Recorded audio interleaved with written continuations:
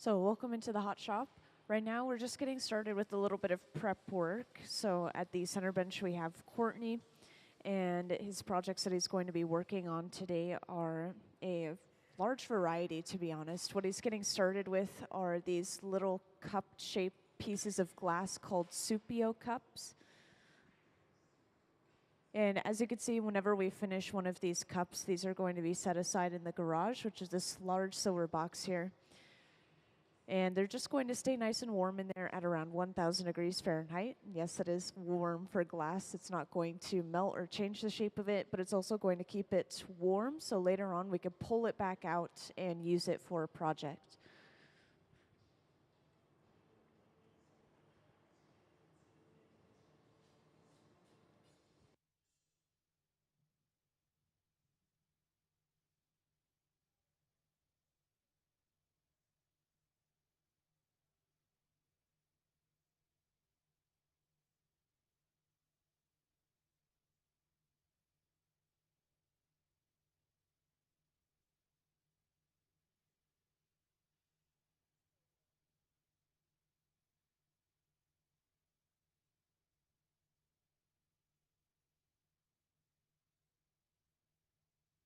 So the best way I could describe what they are creating right now is we, of course, started off with all of these little sticks of colored glass, and this is called cane.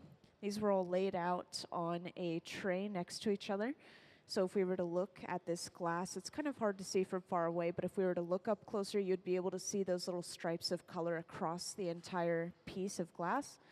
And it's just going all the way from the end of the pipe to the end of the glass, just straight across. So we have that striped pattern. We're creating these little cups out of it, and these cups will eventually be used to create individual pieces. So we could pick them up on the end of a hollow pipe by putting the opening over a glass collar, which you may be able to see that later on, or he might just set these aside and use them on a later day. And as soon as I can, I'll pull up some pictures for you guys of some of Courtney's previously made artworks, and this will show you some projects that he may be working on today. He said he might be working on some three-dimensional clouds, which are actually blown glass pieces. I've seen them before.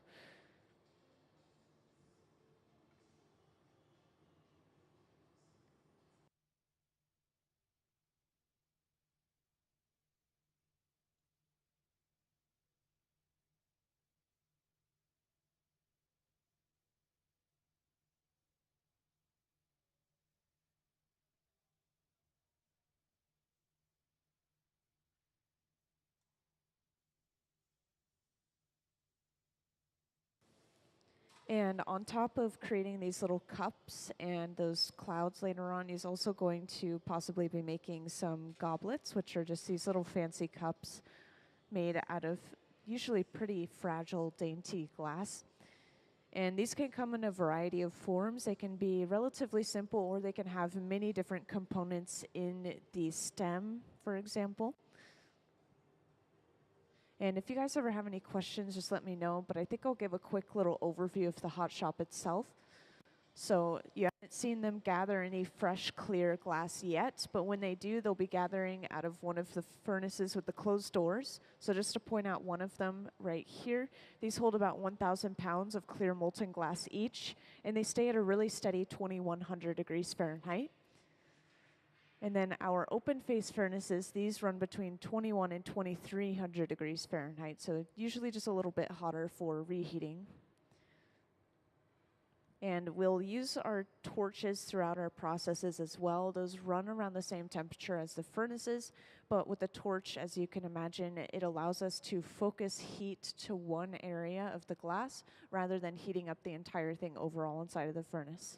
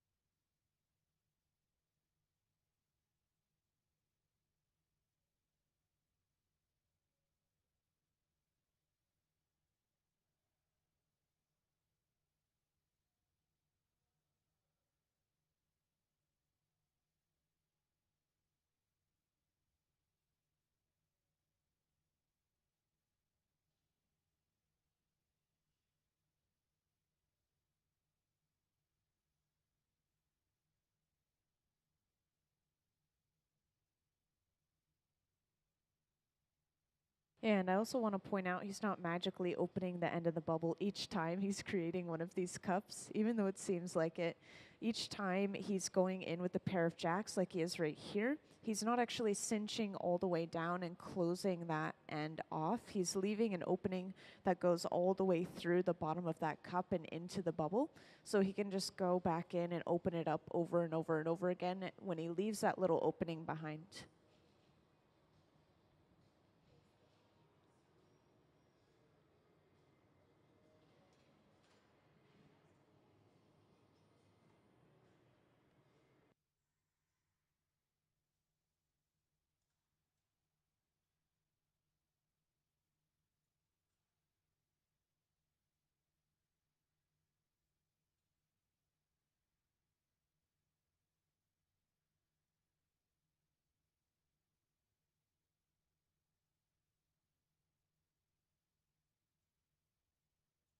And since this is our last little cup, they're going to directly attach this to the end of a hollow pipe.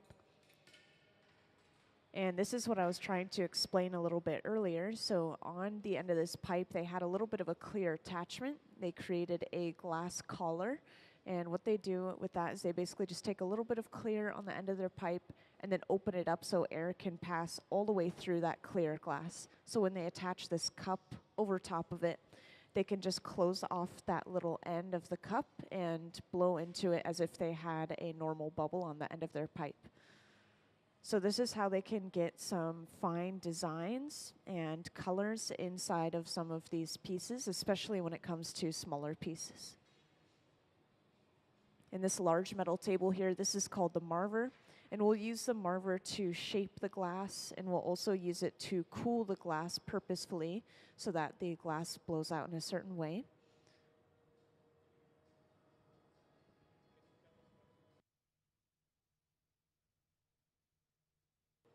Yeah, so the large machines on the far walls, these black boxes, these are called annealers, and we're going to be using the one on the left today, it looks like. And that one was one that we filled up with pieces that we made yesterday. And so this box keeps everything inside of it at around 950 degrees Fahrenheit. And then with the press of a button, it slowly cools everything down.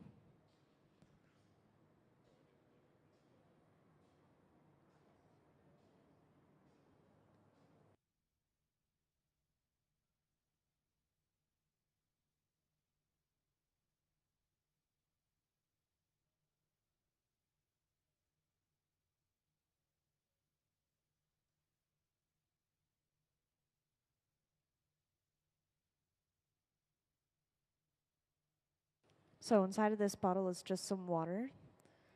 So it looks like he's trying to cool this glass down more rapidly. That's attached to the pipe. And he's actually opened the end of that cup up, which I'm sure some of you noticed. So I'm not quite sure what he's going to do with this piece yet.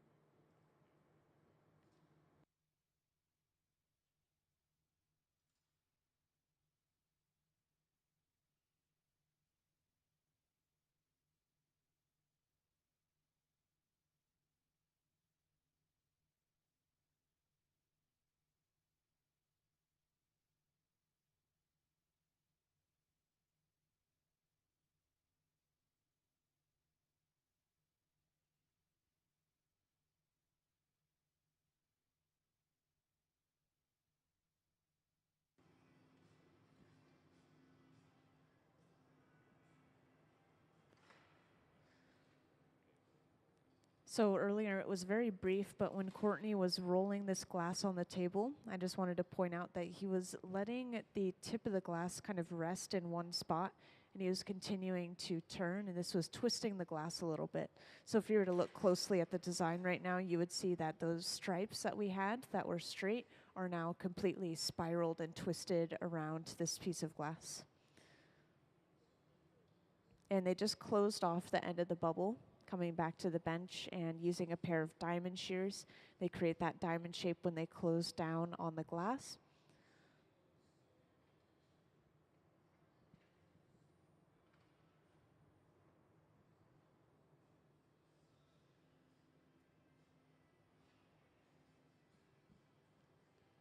And it looks like they're also going to be using an optic mold. So we have various different shapes and sizes of molds that we can use on our glass. This one just has these indents. It's kind of hard to say. It's like these little lines going all the way from the top to the bottom of the mold. So when we stuff the bubble inside of there, this is giving the piece a physical and a visual texture. So if you were to run a tool along the surface of the glass, you would feel all these bumps and ridges.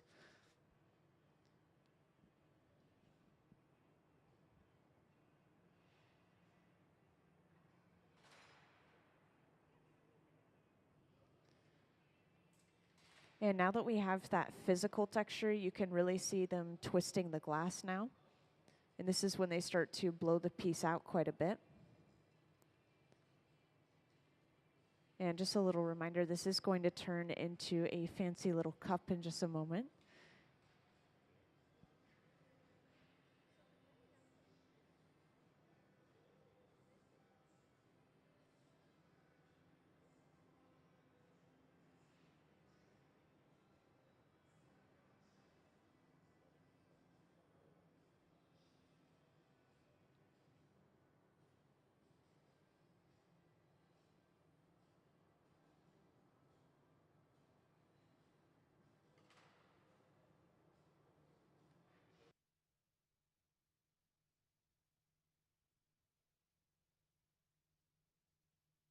Yeah, so the glass furnaces run 24/7 to stay just completely molten through and through for any time we need to use it.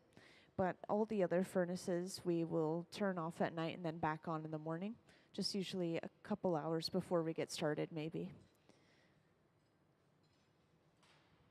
And do we have some of Courtney's work that we could put up on the screen?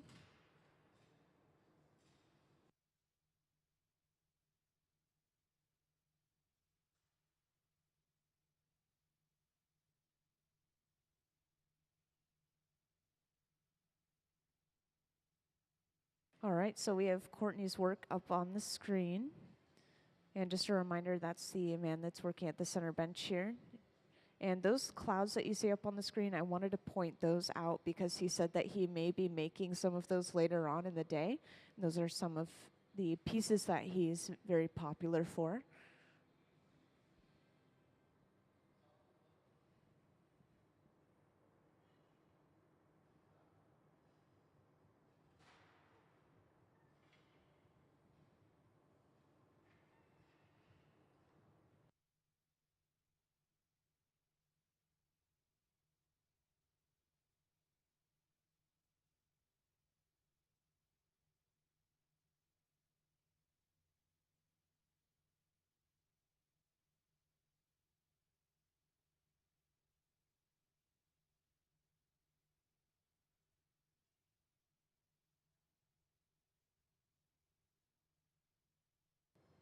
And now to get a flat bottom for this cup, they're just going in with a small wooden paddle.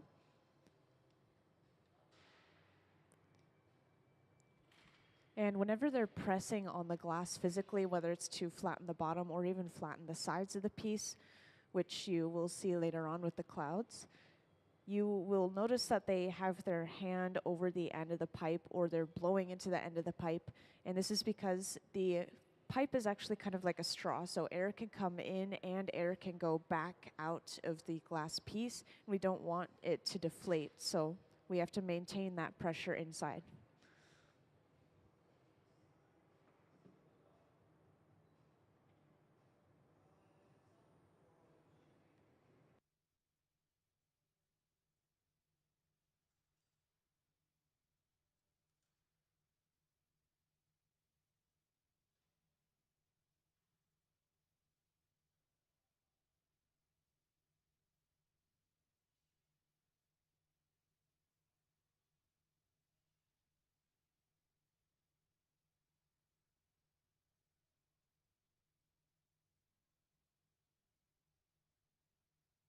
And now that they have the lower half of this cup complete, this is the bottom of the cup that we've created, we're going to have to attach a second pipe to the bottom of this piece in general. And so Sayuri over on the left is going to be preparing that second pipe. It's just a solid pipe with a small clear attachment on the end, and we call it the punty. And this is just going to give us access to the other side of the piece. It's going to allow us to break this piece off from the pipe that it's attached to right now.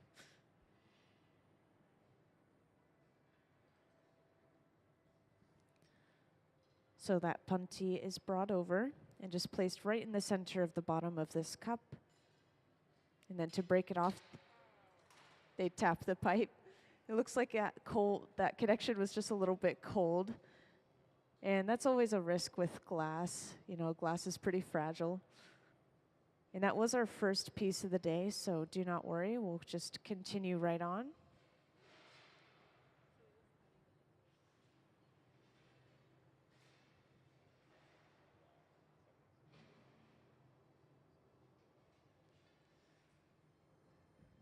So if you want to hear just a little bit of science behind that, when you tap the pipe, they're creating a vibration that travels through the pipe, and they use that to purposefully break the piece off of the pipe, but sometimes that vibration can continue to travel and it can break other things in the piece or even a second connection like that pipe.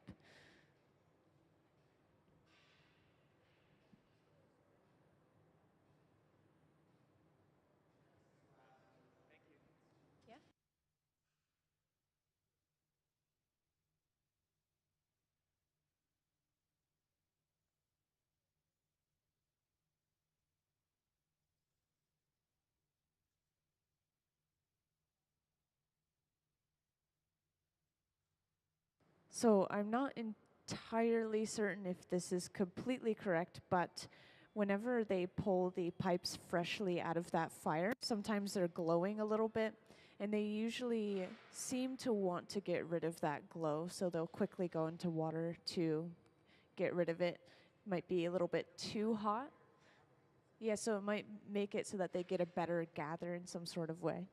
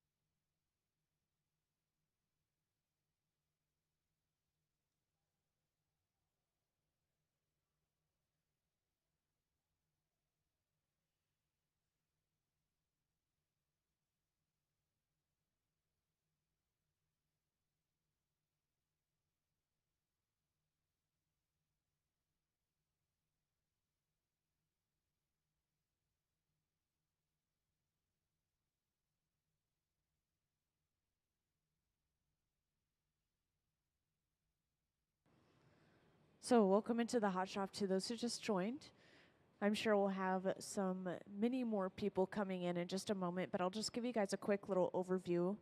So at the center bench, we have a visiting artist. So this man is Courtney, and he's creating many different things today, but right now the project he's working on is creating these little cups, and these are really fancy little cups. These pieces of glass that he's starting with actually already have this really nice striped design to them, and he's going in and he's twisting those stripes as well. So instead of just having lines going from the top to the bottom of the piece, he's also going to have a twist to it. And since I'm in the holiday spirit, I'm kind of thinking like a candy cane. So we'll have like candy cane stripes, but it's not that color theme. And at the center bench, they've just broken off the end piece of glass, and this is completely closed off that bubble.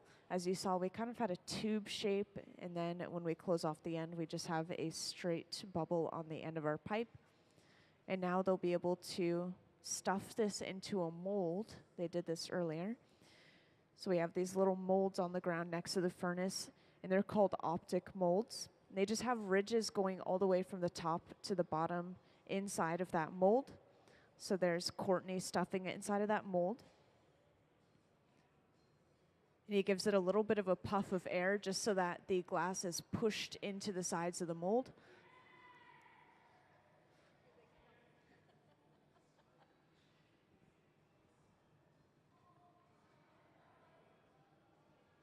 And now they'll be able to fully start blowing this out into a little cup.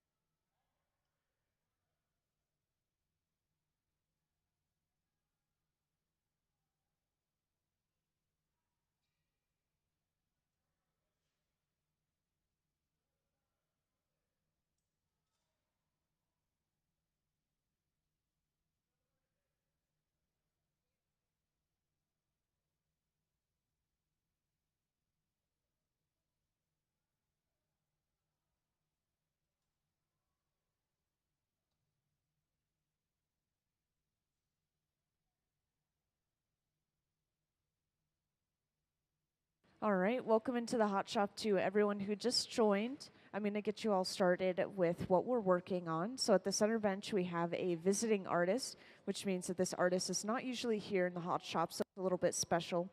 And his name is Courtney, and he's currently working on making some fancy little cups, and you'll see how this turns out. It's getting pretty far along in the process already. These are really fast. And then later on, he's going to be working on some larger projects as well. He said he may possibly work on making some of his famous clouds or popular clouds. And as soon as I can, I'll pull up an image of them on the screen for you, but we'll just have to wait a moment.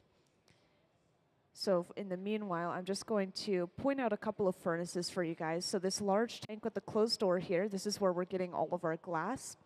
And it holds up to 1,000 pounds of that clear molten glass. It's probably up to my hip in there, this giant ceramic tank. And it runs at a very consistent 2,100 degrees Fahrenheit, staying nice and hot at that temperature 24/7, so all day, every day, no matter what. And then these open face furnaces at each bench, we only have one on today because we're working on one bench.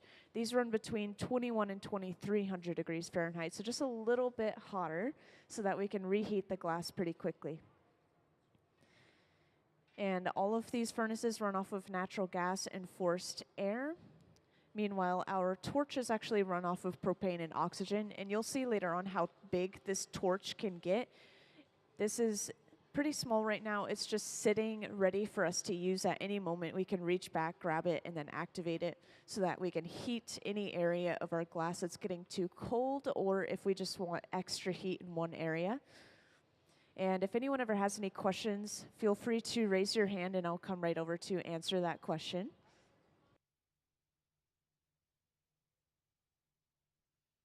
So you'll actually see us use this a few times today, probably, but this large silver box here is called the garage, and anything that we put inside of it is either going to be preheated or kept at 1,000 degrees Fahrenheit.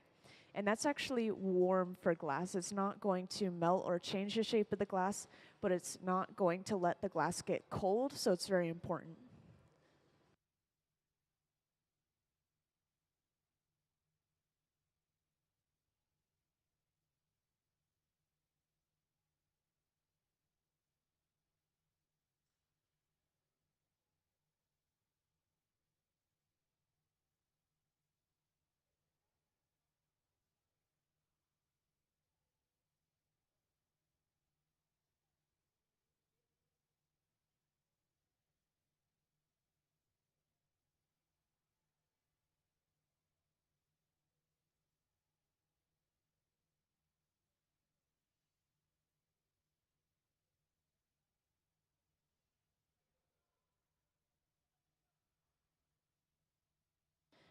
And when I say that you guys can ask questions, that applies to the entire audience. So anyone feel free to raise your hand and ask questions, including any supervisors.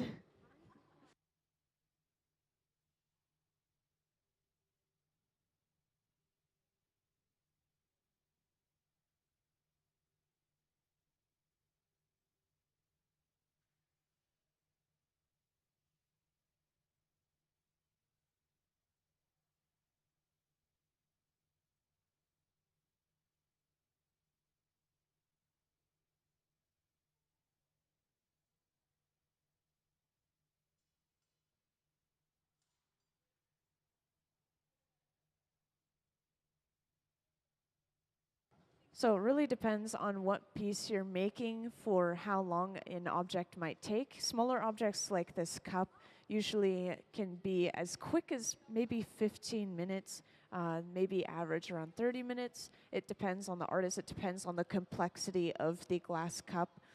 And then larger pieces, I would say maybe average about an hour. If it's a simple bowl, if it's a simple vase, then it usually might take about an hour.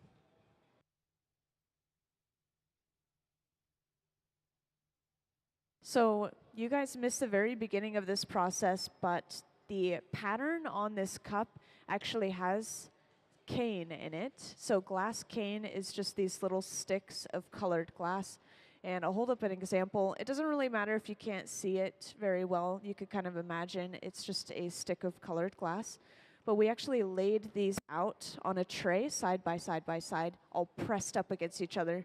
And they took a clear glass bubble and they rolled over top of that cane and they picked them up all the way around the bubble. So we have these perfectly spaced, even stripes of color across the entire piece. And then with this piece, of course, we furthered that design by twisting the cane as well, so we have swirls of cane color.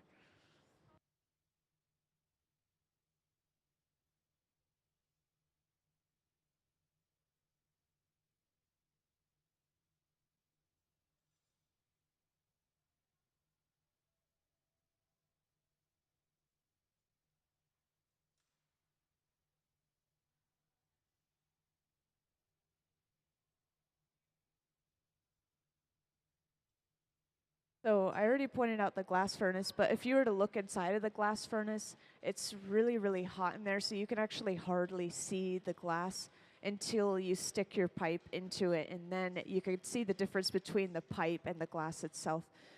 It's hard to imagine, but it's just very bright in there, and if you stare too long, then you could get a little dark spot in your vision.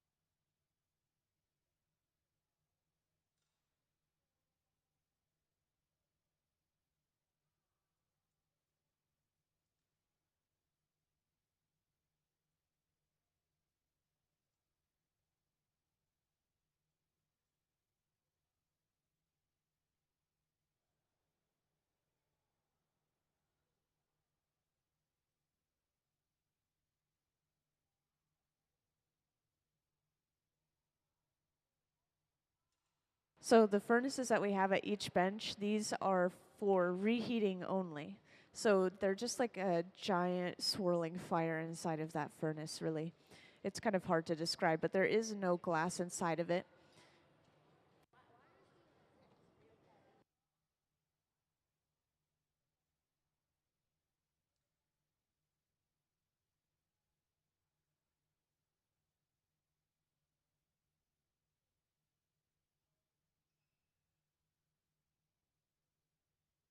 So, in very rare cases, you might be able to see a glass blower working by themselves, but this is really difficult because you have to constantly keep the glass moving so that it doesn't fall off center. We're kind of working with and against gravity sometimes. And so, as you saw earlier, they brought over a second pipe and attached it to the bottom. That's something that would be really hard to do by yourself. So, it's rare that you'll even see a team of just 2 glass blowers. Usually, you'll see a team of 3 glass blowers.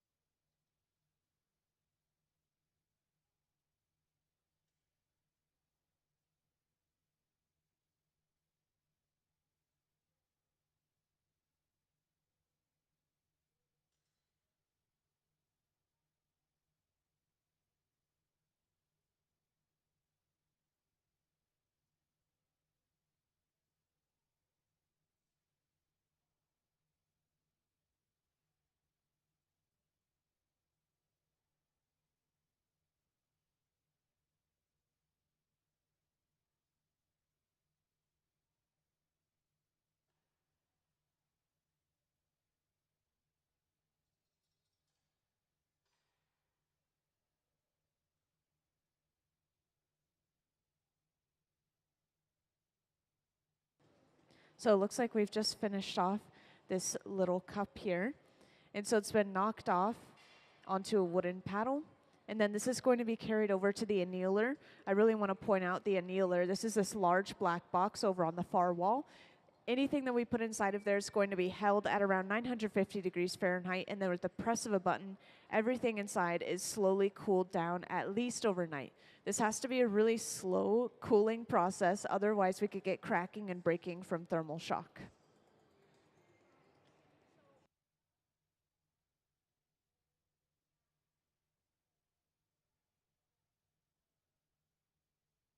So in this hot shop specifically, this hot shop's really special because we have visiting artists that come in even from across the world.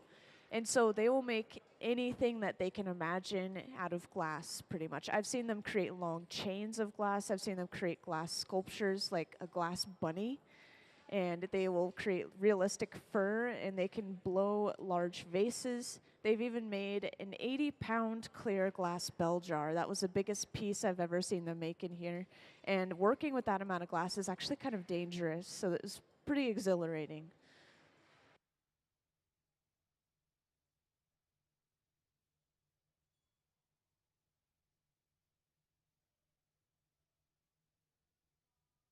So just before I show this off, I just want to explain it real quick. So earlier we made one of these cups as well, and before they were able to finish the process, it fell off of the pipe and broke on the ground. But now it's cooled down enough that I can hold it, obviously.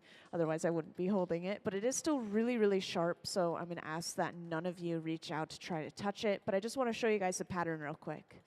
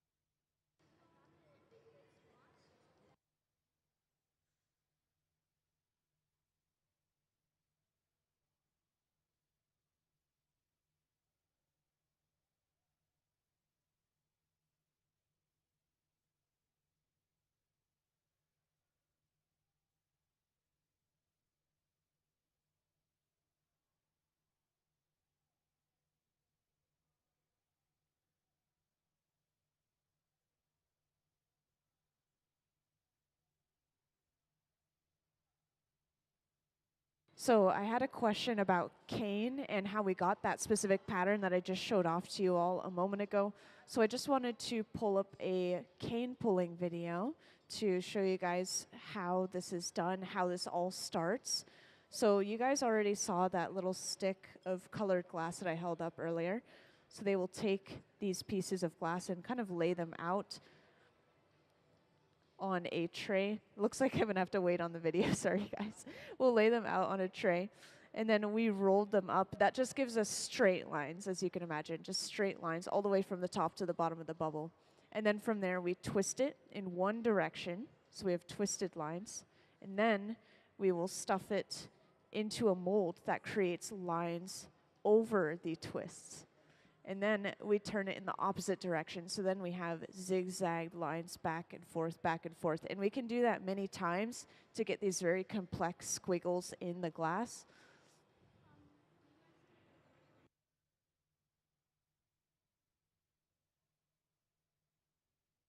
And I'm not sure if you guys saw the beginning of this process, but they're getting started with another one of these cups real quick at the center bench.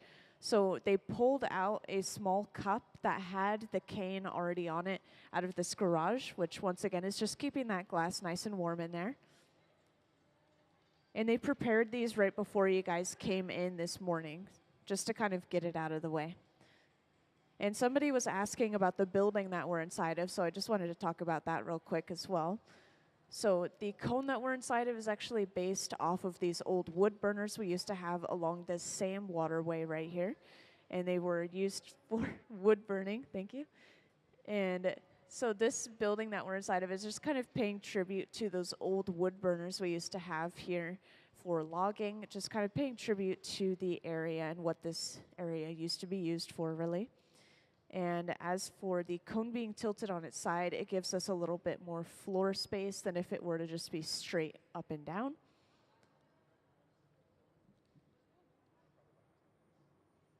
And this is the mold that we would stuff the glass inside of to get those ridges. So we have the twisted lines and then we stuff it inside of this mold on top of that. And then we would twist it in the opposite direction. And this is what's helping us get that zigzag or squiggle pattern inside of the glass.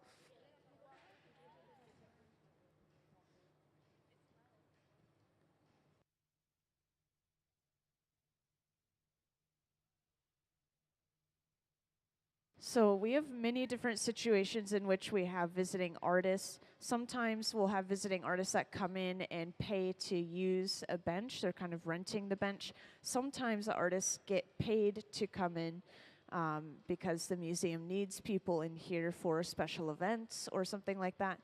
Or sometimes they come in and they don't get paid, but they get to use the space for free and make all of their own art and take it home with them. Sometimes we just have visiting artists. They come in for free, take everything home with them because they signed up for a special residency. So there's just so many different situations, but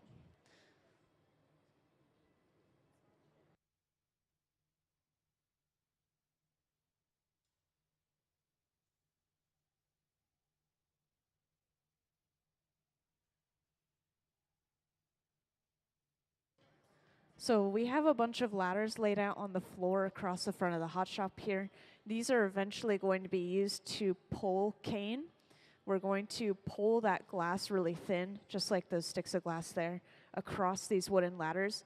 And we place them on the wooden ladders because it's really important that our hot glass doesn't touch the cold concrete floor. Otherwise, we could get breaking from thermal shock from cooling too quickly. And there, Courtney is stuffing that bubble inside of that mold. So you can see we have the ridges going from the top to the bottom of the piece. And these are physical ridges as well. You could feel the texture of them on the surface of the glass.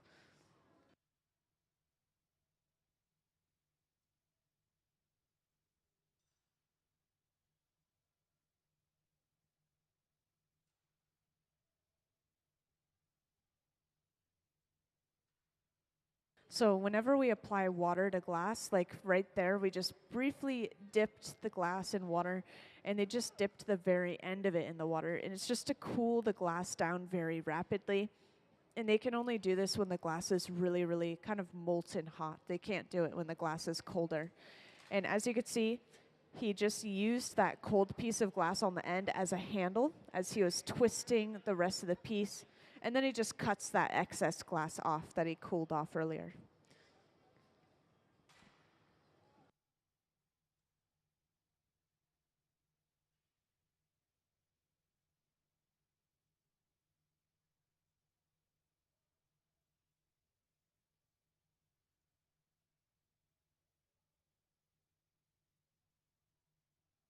So you can imagine that this pipe is like a giant straw, so air can go through it all the way into that glass on the end, and it's blowing the glass up like a balloon every time Sayuri is blowing into the end of the pipe. And air can also come back out of the pipe as well. So sometimes we will purposefully suck air out of the pipe to create a dip in the glass, or even something called a suck bowl, which you might be able to see some of those in the store. I'm not entirely certain.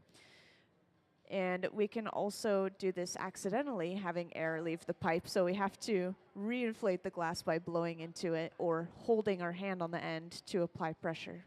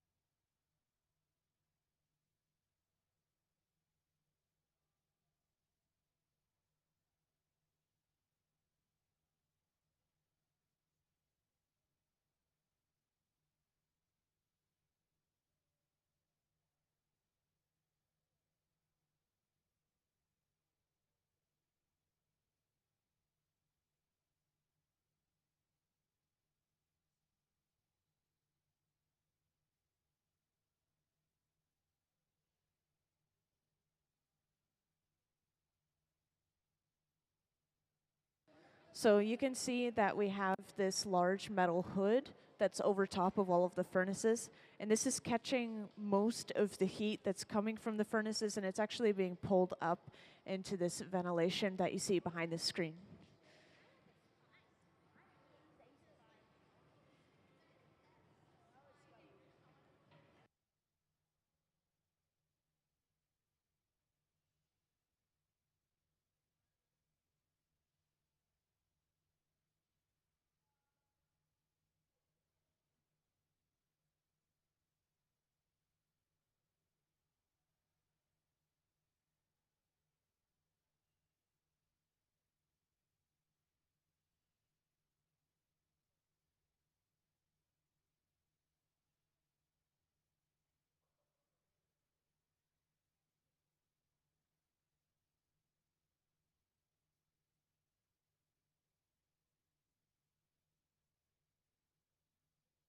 So just like earlier, we've brought over a second pipe, and this is being attached right to the bottom of our piece.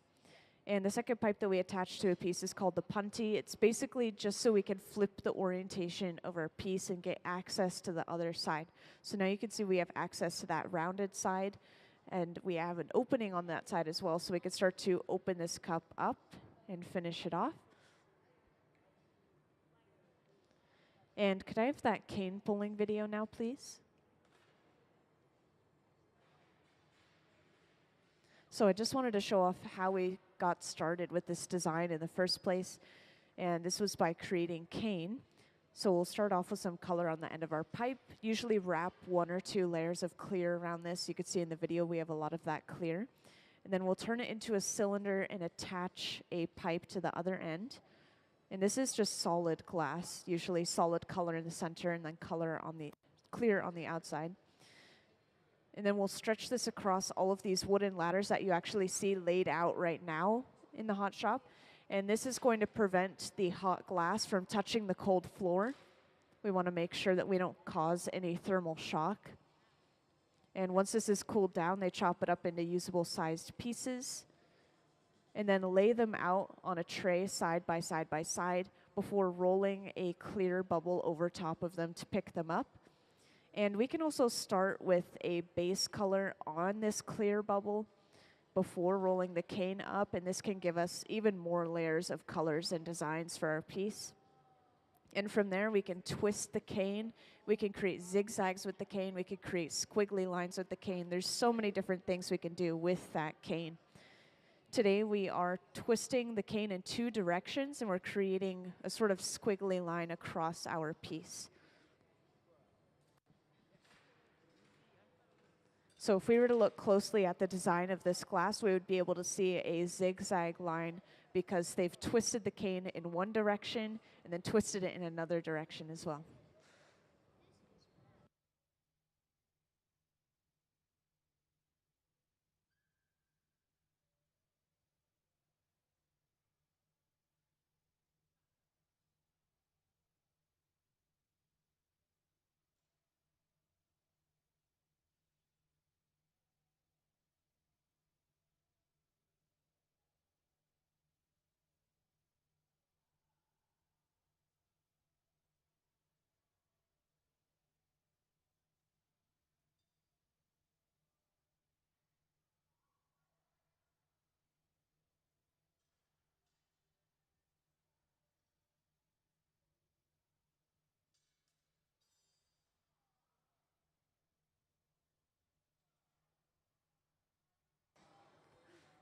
So it looks like that piece fell off onto the floor. It's too bad, but glass does break. It is pretty thin at this point as well. This is pretty fragile glass that they're working with. So they will get started pretty soon here on their next project as well. And we are making as many of these little cups as we can. They already did the prep work for these earlier, creating these little Supio cups. And a Supio cup is basically just a little cup of colored glass or patterned glass. So we already have the cane on these before we even start. And then they'll just attach it to the end of a hollow pipe, and it creates a bubble. They just blow it out from there and turn it into an individual piece. And I just wanted to let you guys know real quick that if you guys ever have any questions, please feel free to raise your hand and let me know. That's what these students up in the front are doing as well.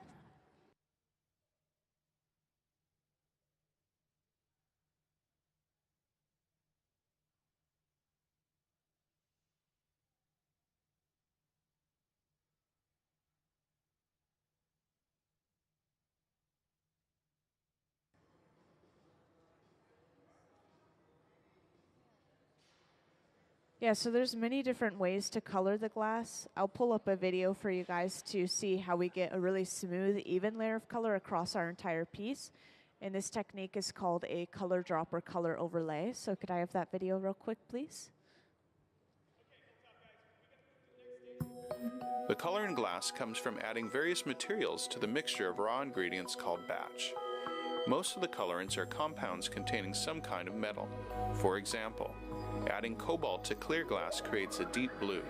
Tin and antimony can be used to create white glass, and gold chloride can produce a rich red or pink colored glass.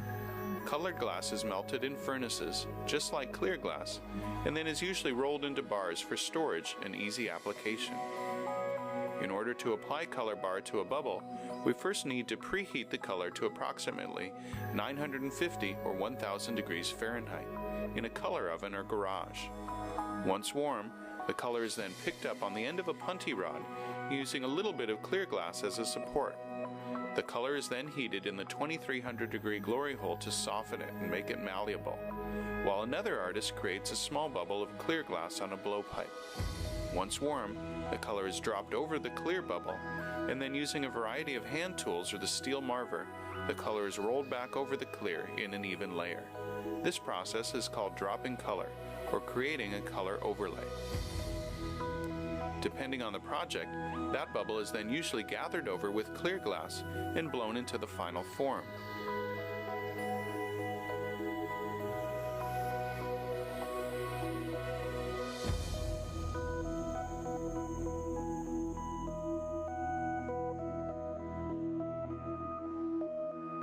The finished product may appear to be all made from colored glass, but when viewed in cross-section, we can see that there is only a thin layer of color sandwiched between many layers of clear glass.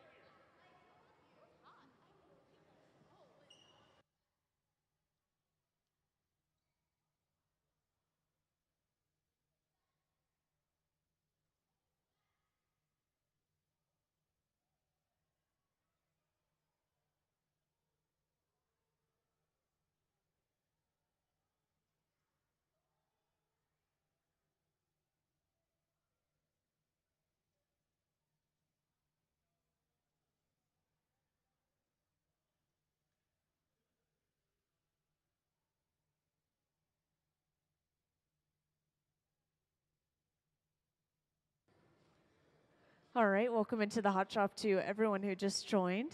Today we actually have a visiting artist, and his name is Courtney. He's at the center bench here, working with his assistant today, Sayuri. And if you guys ever have any questions throughout the process, feel free to raise your hand and let me know. I'll come right over. But to start us off, I just want to explain what they're working on and a little bit about the Hot Shop in general. So at the center bench, they're getting started on a cup, and they've made a couple of these so far today. These are fancy little cups. I'll walk around with the design to show you guys in just a moment here. But we have zigzags of color on these cups when they're finished. They're really special.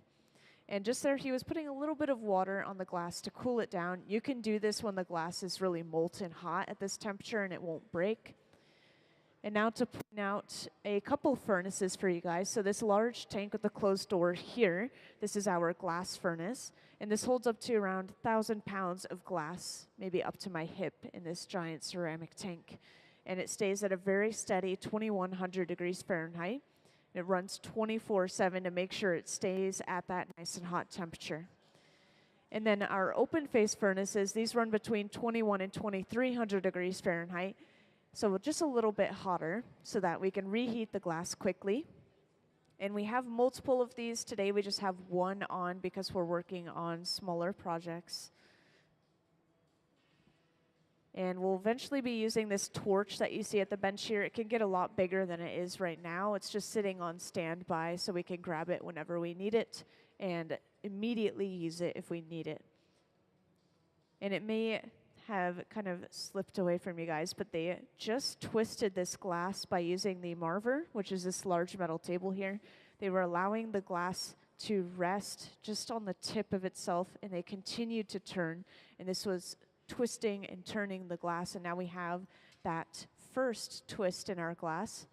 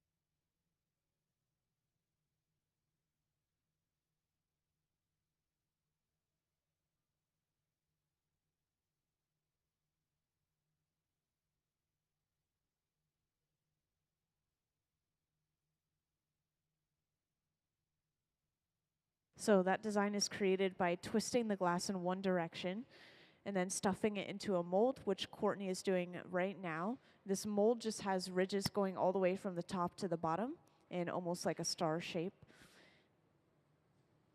And now that we have those ridges applied to the glass, they basically were just transferred from the mold to the glass. So now we have a physical and visual texture of those ridges on the glass. And now they'll twist it in the opposite direction that they twisted it earlier. And this is going to give them that zigzag design pattern for this piece.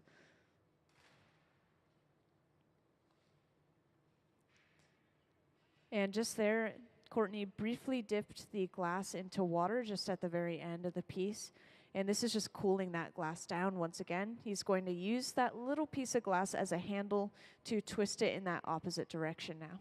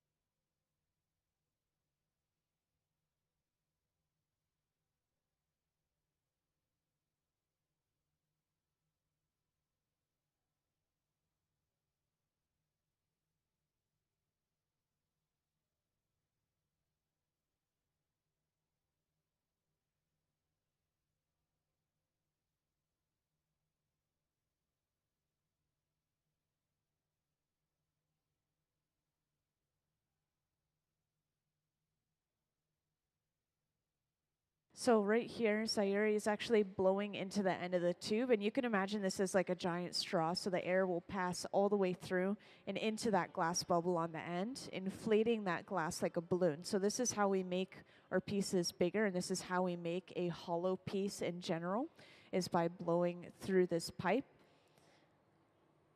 And right here, Courtney is actually applying some pressure with the jacks, which are these two metal blades.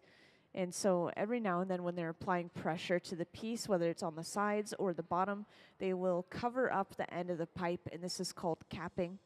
They're just making sure that no air escapes back out of the pipe because, as you can imagine, a straw can have air pass through both ways.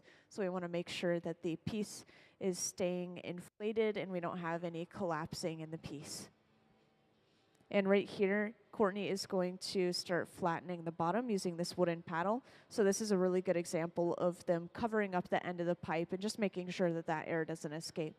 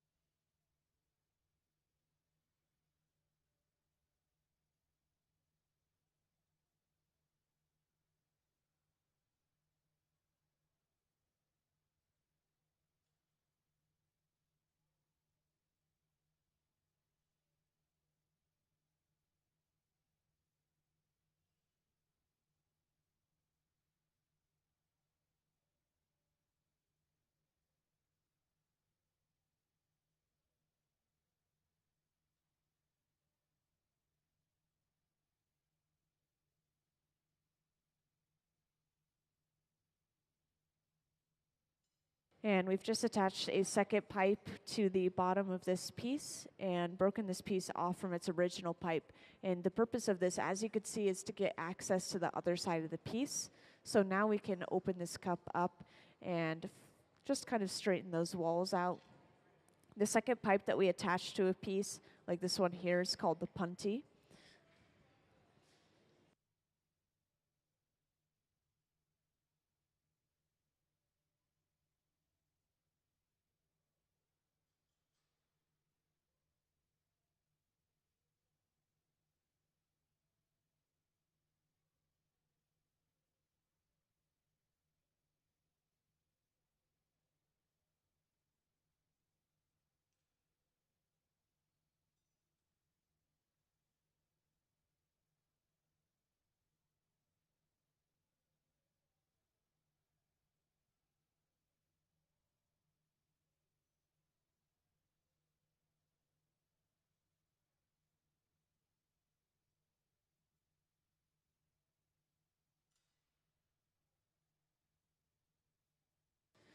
Yes, so for anyone that's recently joined, once again, we have Courtney at the center bench, and he's working on various projects today.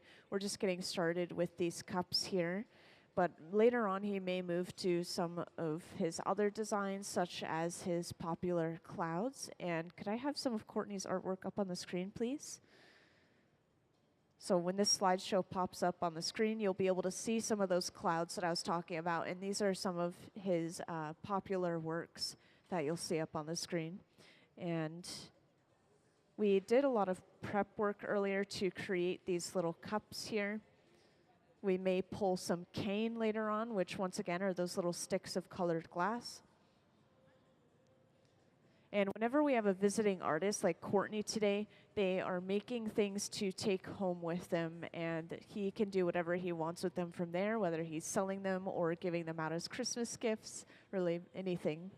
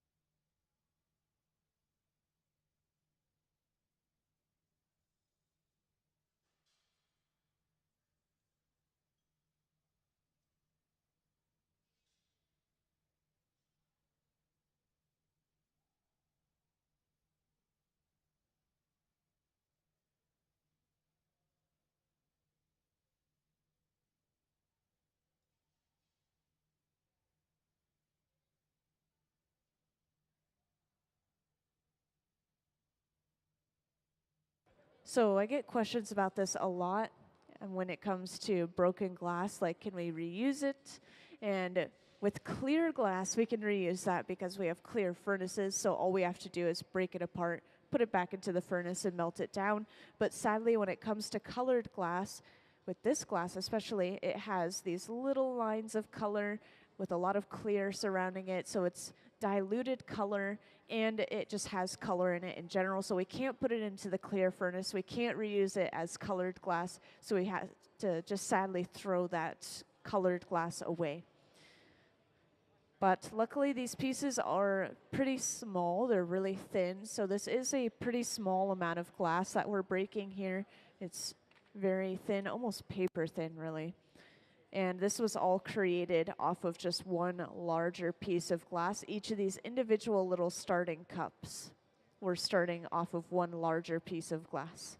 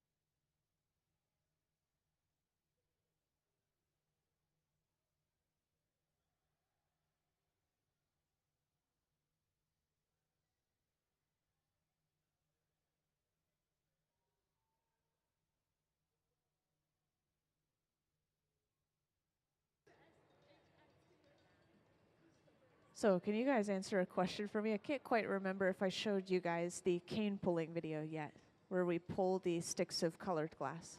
I did show it to you guys? Okay. I just wanted to make sure you guys knew how we got the pattern for this piece. And for the few who recently joined, we're just creating these cups over and over again at the center bench here for now until we run out of our supplies for these cups. And I think that we are getting closer to that point here.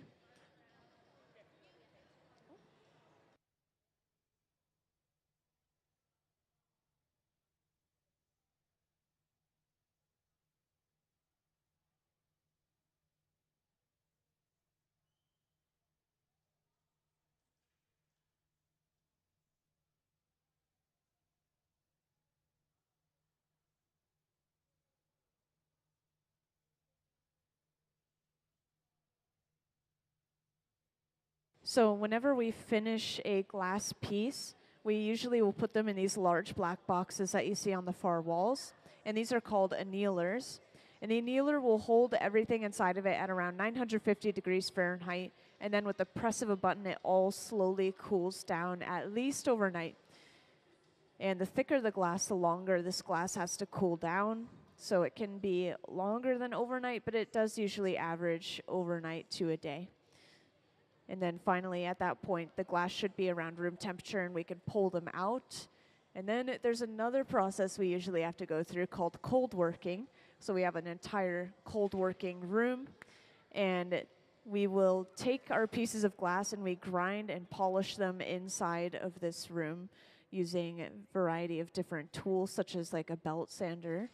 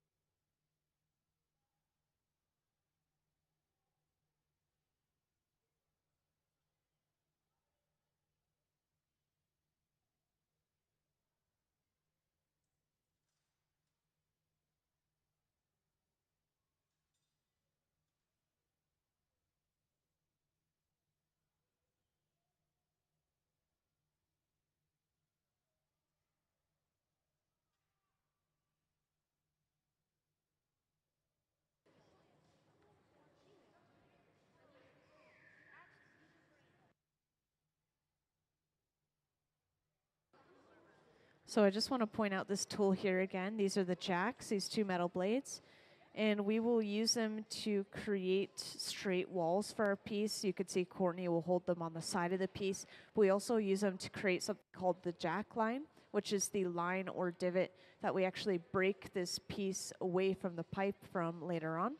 So you can already see he's created that jack line. That's where the glass has been kind of cinched down before the pipe.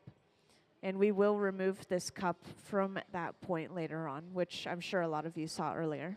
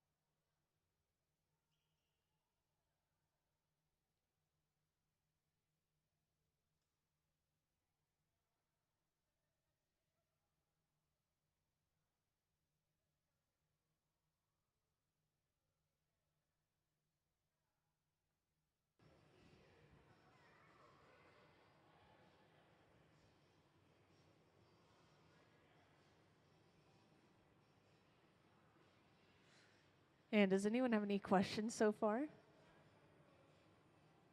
Even about the building that we're inside of, about the artist? If you think of anything, feel free to let me know.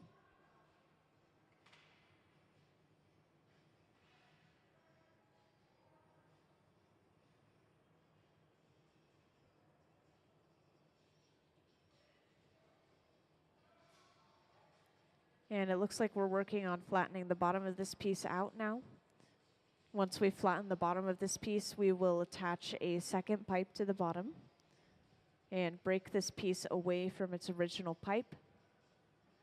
Looks like whenever they stop turning or slowly turn, you can start to see that design a little bit better. We once again have those zigzag lines across the surface of our glass.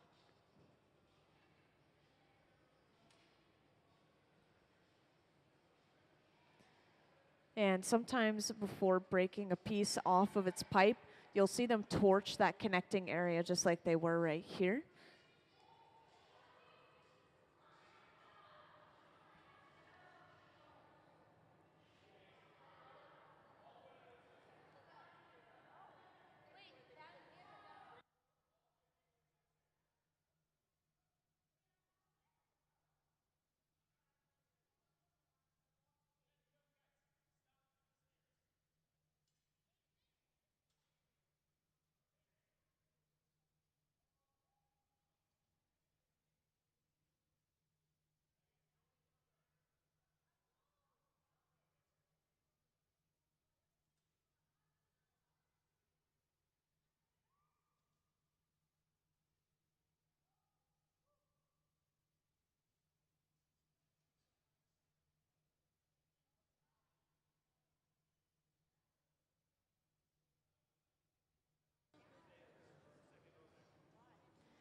And welcome to everyone who just joined us in the hot shop.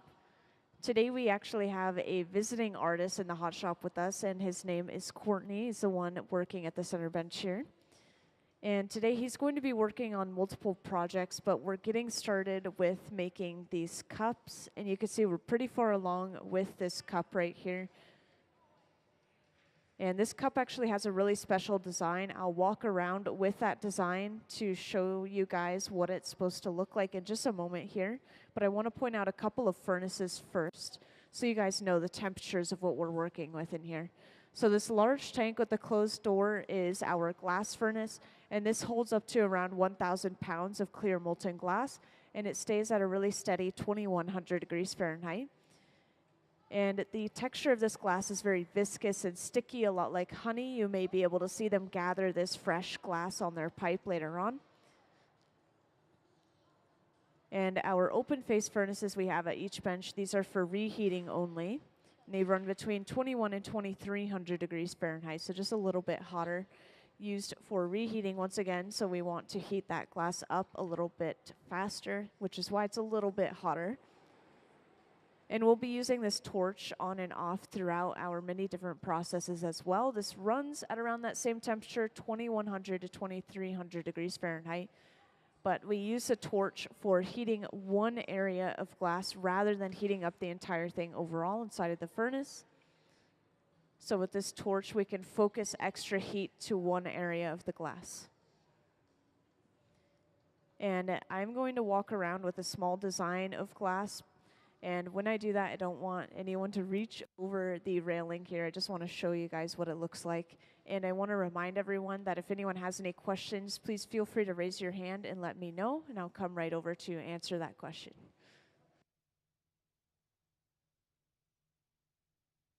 So I actually get questions about personal protective equipment all the time, but the people in the hot shop actually usually never wear any because it would kind of hinder their movements. They wouldn't be able to move as freely and feel what they're doing as much. And as long as you're not touching the hot end of a tool or the glass itself, you are completely fine.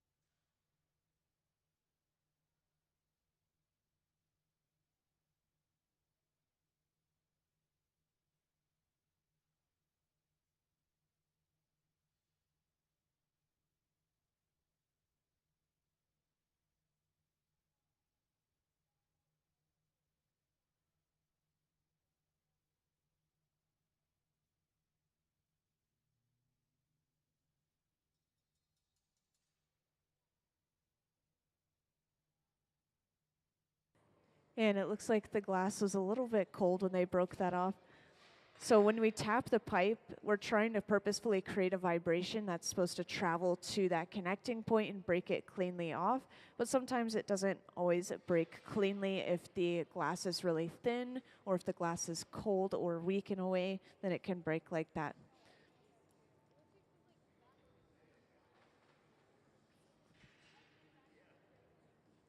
And I wanted to show off a video because there's a lot of new people in the crowd of how we got one step of this design. And this is through something called cane. So could I have that cane pulling video real quick, please? So up on the screen, there's going to be a silent video going of them pulling this cane. These are just sticks of colored glass. We'll start off with some glass color on the end of our pipe, wrap 1 or 2 layers of clear around this, turn it into a cylinder shape, and attach a second pipe to the other end, just as they did here. And then we'll usually stretch this across almost the entirety of the front of our hot shop here, across these wooden ladders that you see laid out right now, actually. And the wooden ladders will prevent that hot glass from touching the cold concrete floor. This is going to prevent any thermal shock or the process of cooling too quickly in the glass. And once this glass is cooled down, they chop it up into these usable sized pieces like you see up on the screen.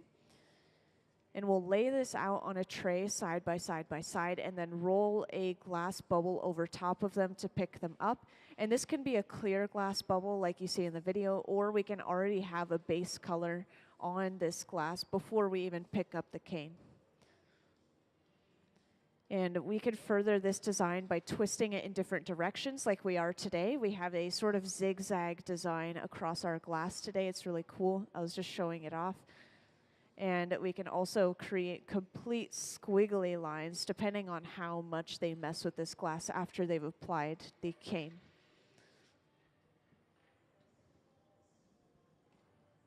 So at the center bench, we're getting started on our next cup here. And we actually have the very beginning of the cups in this garage here. The garage is keeping all the glass inside of it nice and warm at around 1,000 degrees Fahrenheit. So they have some clear glass on the end of this hollow pipe. This is a hollow pipe, kind of like a straw. And they've just picked up a little cup that has those stripes of cane across it.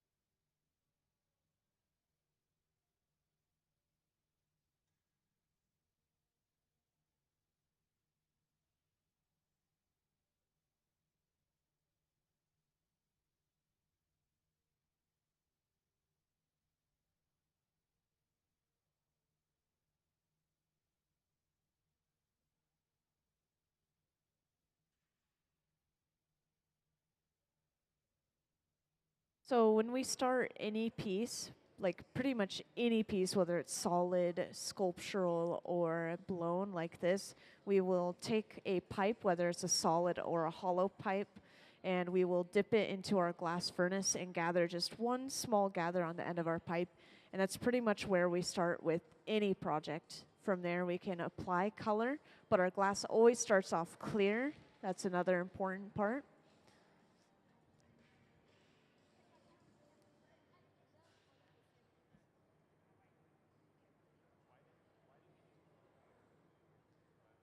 So whenever we're pouring water on glass, it's usually to cool that glass down. And we can do this when the glass is really, really hot, like molten hot.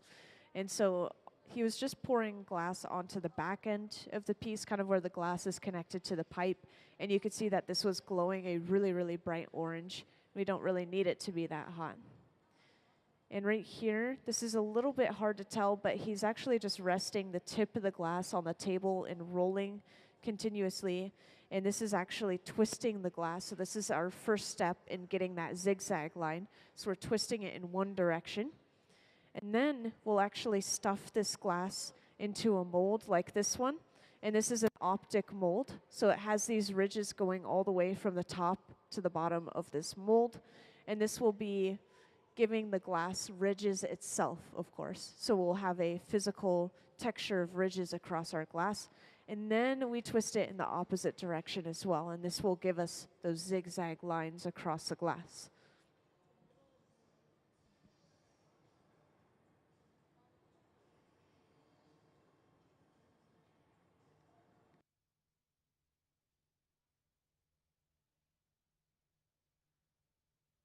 So we don't make the colors ourselves here at the museum, but we have these pieces of color bar.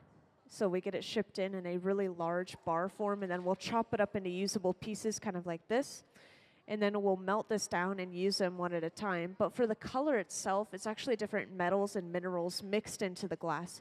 So maybe you've heard of cobalt blue glass. You literally mix cobalt metal into glass and it gets this really rich blue color. And for white, it's tin and antimony, tin kind of like a tin can. Those are two metals right next to each other on the periodic table.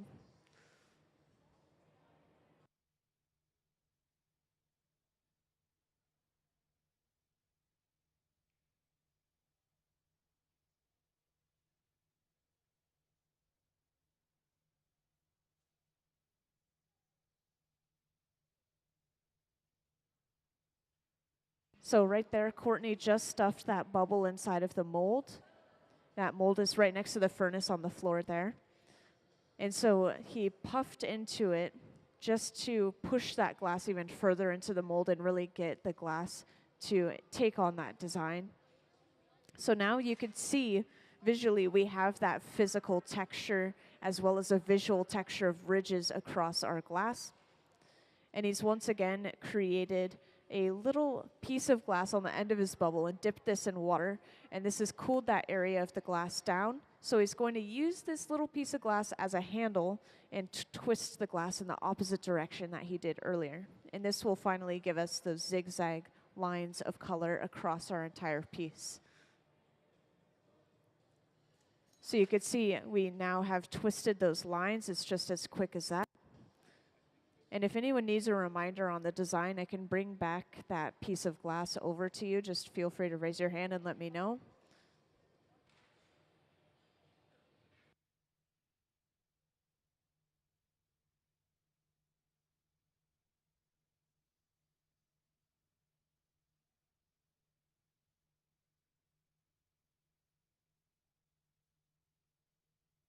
And I'll point out again right here that Sayuri is actually blowing into the end of the pipe here. And the pipe is just like a giant straw, so the air passes through and into the glass and inflates that glass like a balloon. And this is how we're creating any hollow piece.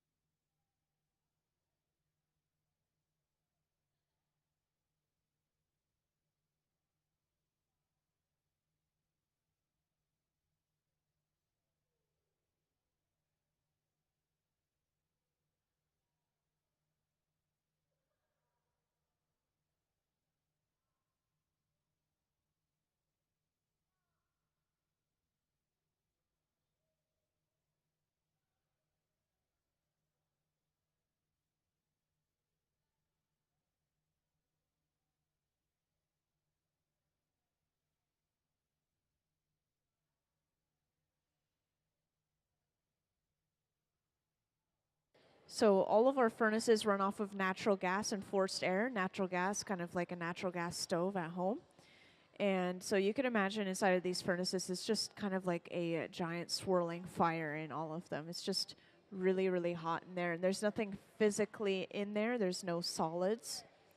And then with our glass furnaces, of course, I like to compare glass to lava. It's just this giant pool of molten glass inside of there. So there is something physically inside of the glass furnace at least.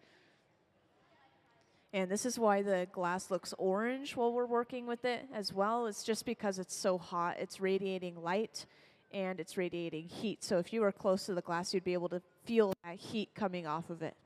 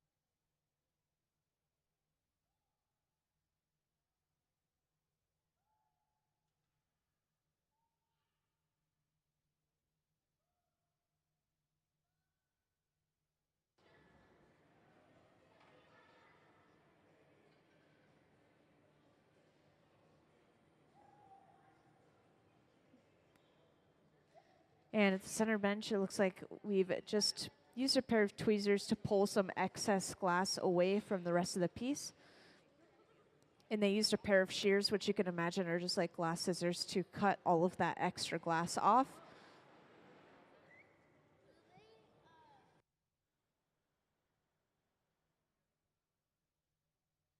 So when we're in the hot shop, we try to wear cotton-based clothing. We can't really wear any clothing that has plastic in it because if the fire or something hot touches that clothing, we want it to be able to burn. We want it to burn off of us instead of melt. We don't want plastic to melt onto our skin. So we just wear cotton clothing in here.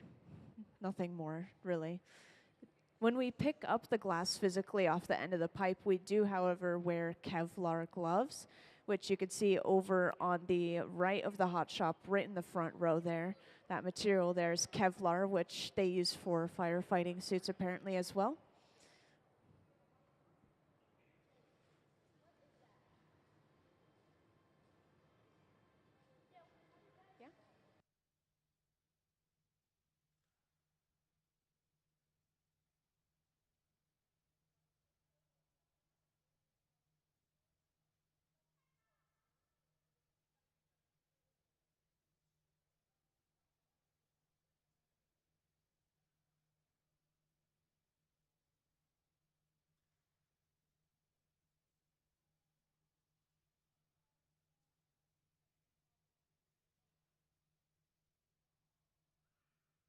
So something I always like to point out when it comes to our metal tools, our pipes, our furnaces, our metal tables, that molten glass is physically touching them, but we don't really need to worry because the melting point of the stainless steel or the steel that we're using is a lot higher than the melting point of the glass. And so we can use metal as a tool to create this glass and touch the glass, and it's not really going to alter that metal very much.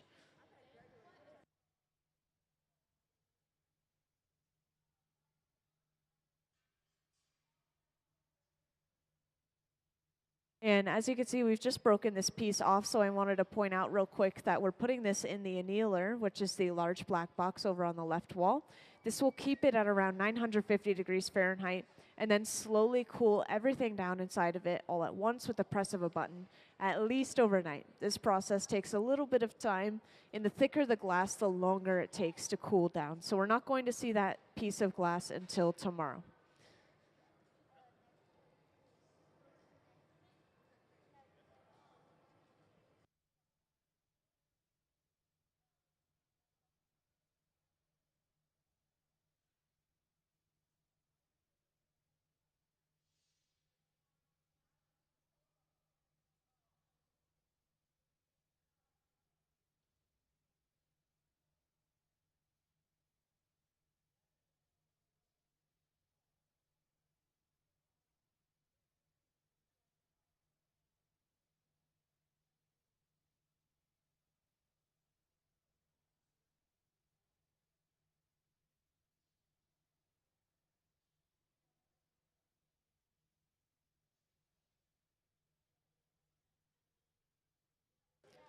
And it looks like we're getting started over on that left side of the hot shop once again. And we are going to be working on multiple projects today. We were just starting off with those cups, but we may eventually move on to pulling some cane, which is these really long sticks of colored glass. We'll pull it across these wooden ladders, kind of like that video I played. And we may also be making some of Courtney's popular cloud pieces. And could I actually have Courtney's artwork up on the screen, please?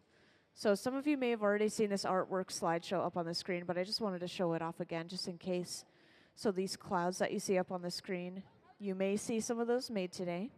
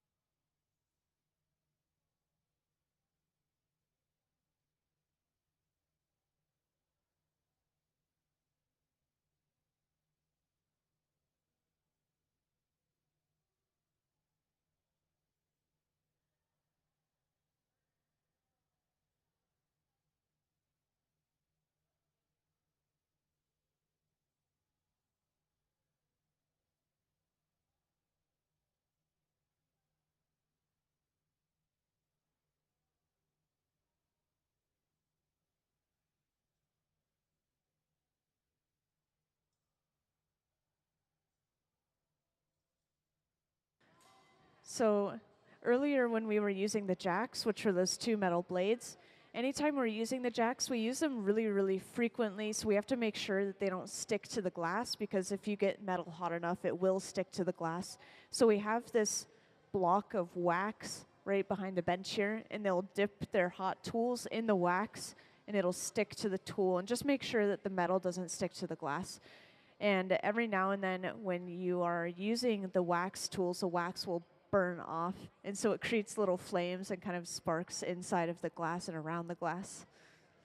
And it looks like we are getting started with a new project here. I'll ask them what they're about to get started on, but I think that they're going to get started with pulling some cane, because that is one of the projects they said that they would work on.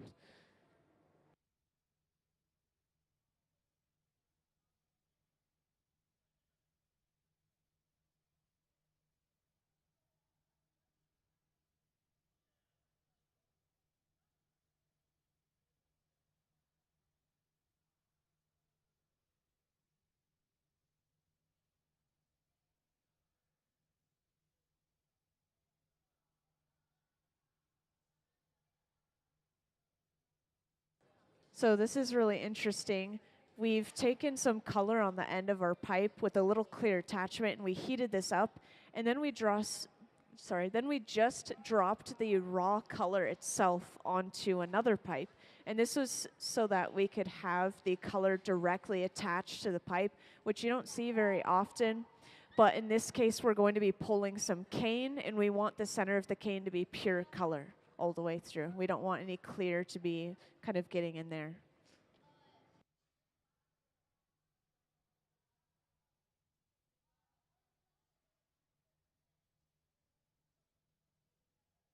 So when the glass is molten, it can be so molten to the point of it being like the texture of just honey. It's very drippy and kind of viscous. And then we can have a sort of taffy or putty texture. And that's usually the working temperature that we want, is that taffy or putty texture, because we don't want it to be out of control and moving all over the place. But this looks like it was closer to that molten honey sort of texture. So it physically dropped down onto the pipe.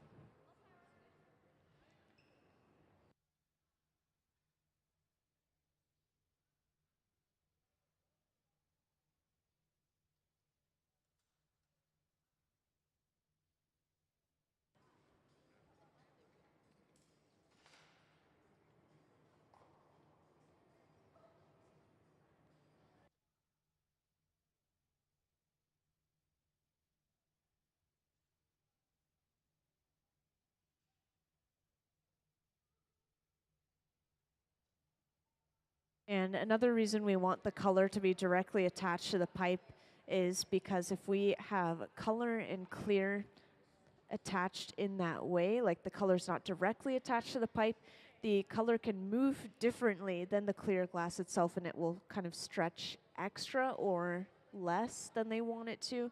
So to just have a consistent, even stretch throughout this process, they'll have the color directly attached to the pipe. And once again, this large metal table here, this is called the marver, and we're going to be using the marver for a lot of shaping when it comes to this cane here. So we're going for a very cylindrical shape for this cane.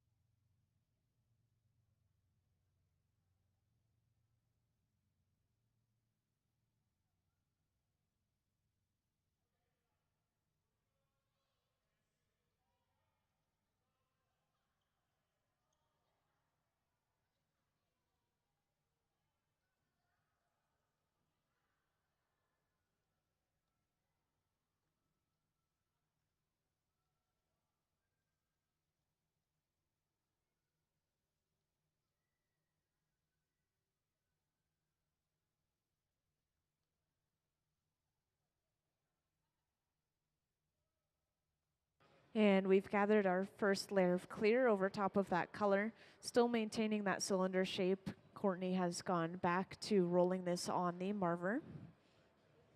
And we'll most likely gather one, if not more, layers of clear over top of this as well.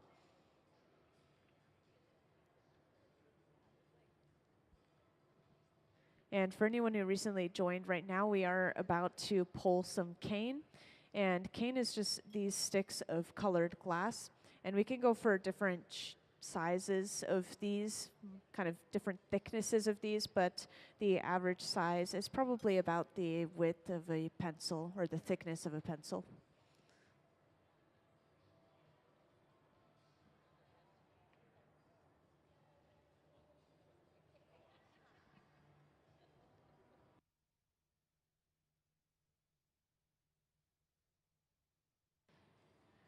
And this clear glass furnace that they're gathering out of, if you haven't heard already, is running at a really steady 2100 degrees Fahrenheit, and it can hold up to around 1,000 pounds of this clear molten glass. This furnace does run 24/7 to make sure that that glass stays nice and warm and ready for us to use at any point that we need it. And then our open face furnaces run usually just a little bit hotter, between 21 and 2300 degrees Fahrenheit, depending on the thickness of our piece and how quickly we want something to heat up, of course.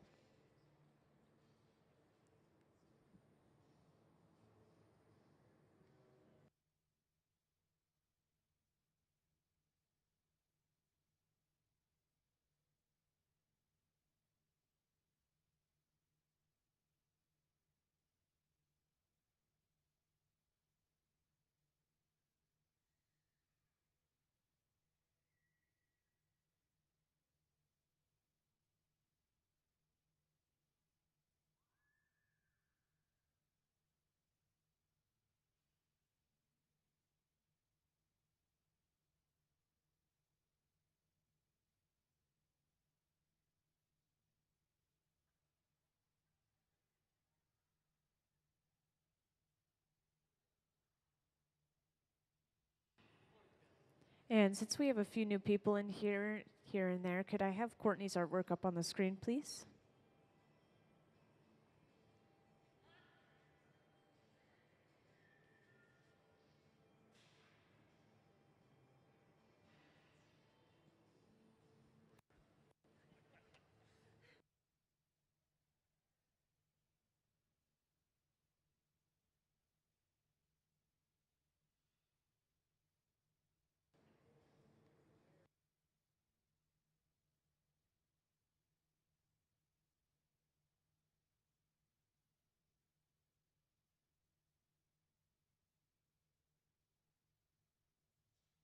And just there, Courtney's dipped the end of that glass into a bucket of water behind the bench. And this is going to cool down the end of it, where he's going to attach it to the second pipe here in the front. Just making sure that it doesn't stretch in one area more than another. We want it all to stretch evenly. They'll usually cool it off using the floor a little bit as well.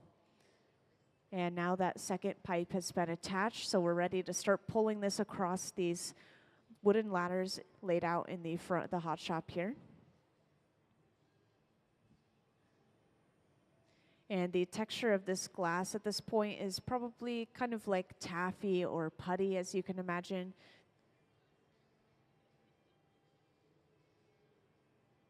And these wooden ladders that we've laid out are really important because these are going to prevent the hot glass from touching the cold concrete floor. And this is going to make sure that we don't get any thermal shock, which is the glass cooling too quickly.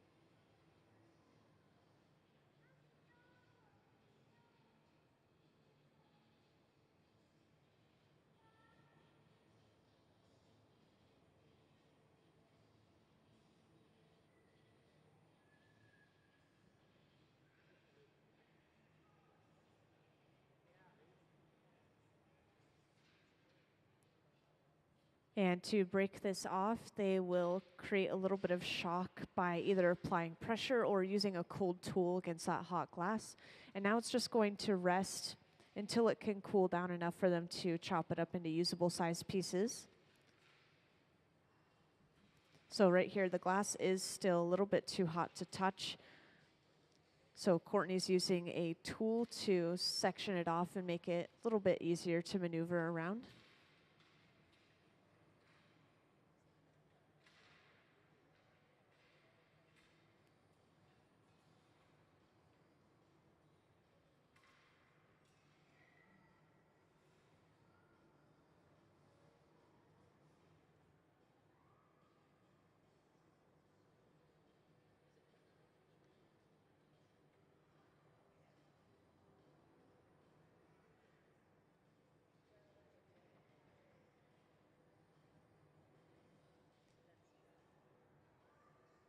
And could I have some of Courtney's artwork up on the screen, please?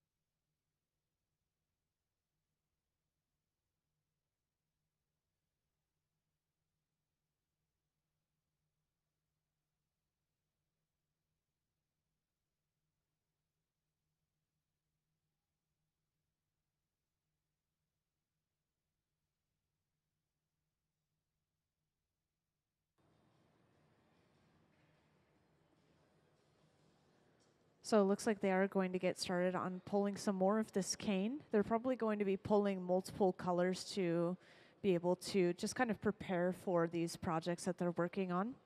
And if you were here earlier in the day, they were creating these small cups, and these had patterns that were made from cane on them. And so they may be able to create even more of those cups using these.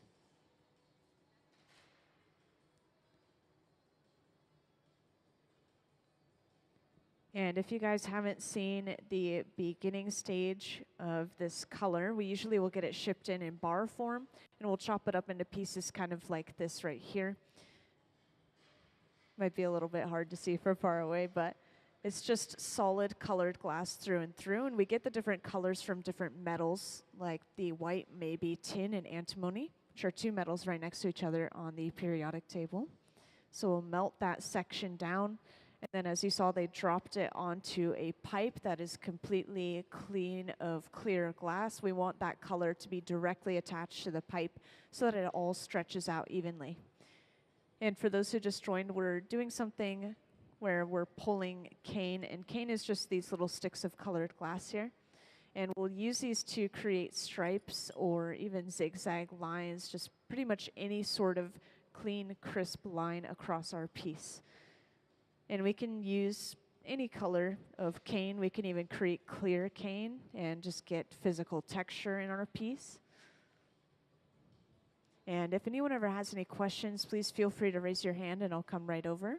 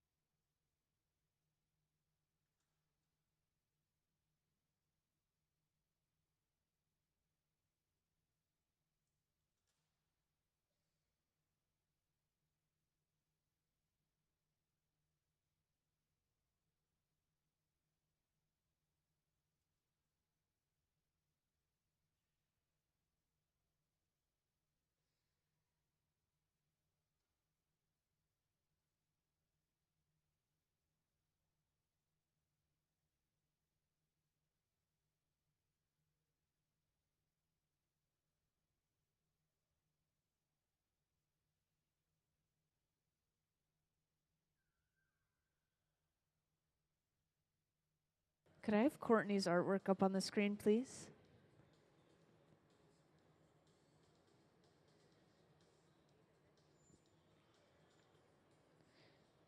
If you're for some reason unable to pull up Courtney's artwork, could you please contact me? Thank you.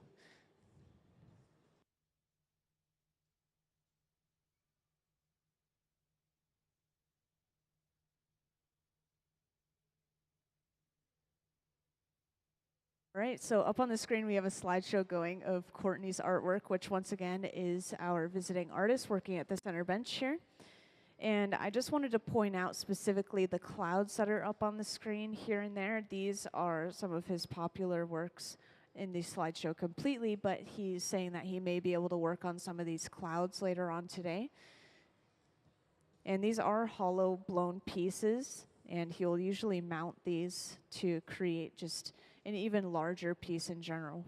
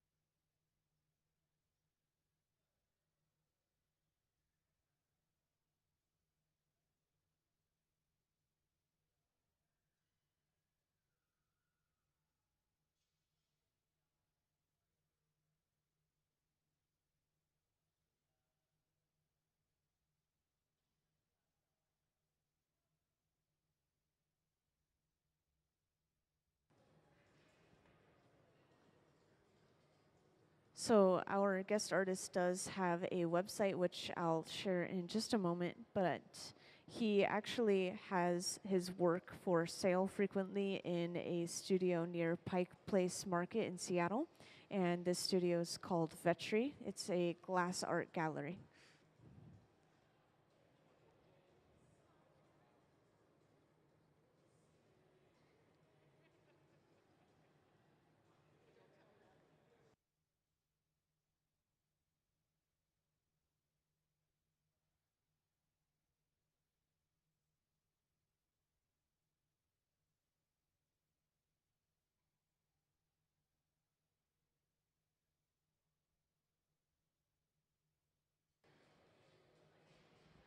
So our guest artist website is simply his first name and his last name.com, so CourtneyBranham.com, and his art is once again available in the Vetri Gallery, and Vetri also has a website as well if you search up the name.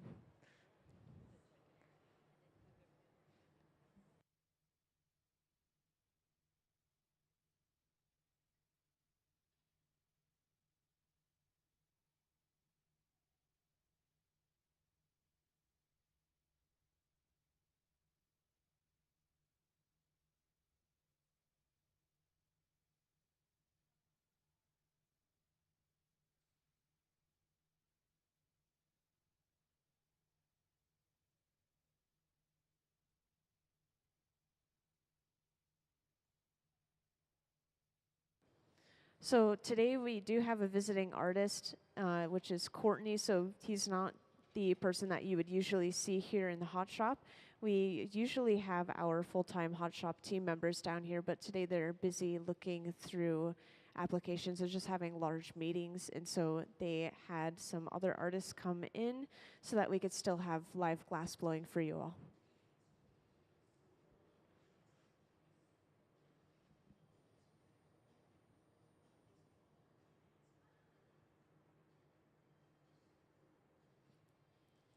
And something to note whenever we have a visiting artist come in is that they will be creating artwork for themselves. So Courtney will be able to take home all of his artwork after this, and he can put it into that Vetri art gallery, or maybe He even has plans to give those little glasses away as Christmas gifts. He could do whatever he wants with those pieces that he's made. And whenever we have our Hot Shop team in here, the people who are usually here, they're usually making commission pieces or pieces that go into the Museum of Glass store, or they're supporting other artists and creating their own work, kind of like Courtney, if they are applying as a resident artist. So there's many different situations when you're coming in that could happen depending on the artists that are in here on top of that. So there's always something new going on in here.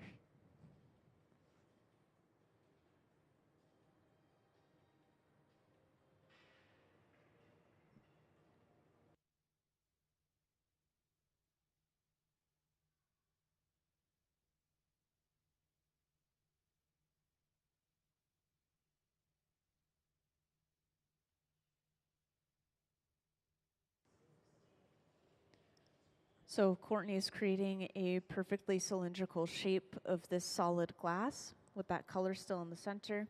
And this is going to be brought over to the second pipe here in the front. They're going to attach this pipe to the other end of the glass and be able to stretch it across the entirety of the front of the hot shop here, right across these ladders. And you could see the previous cane we made is on this ladder on the far left right here.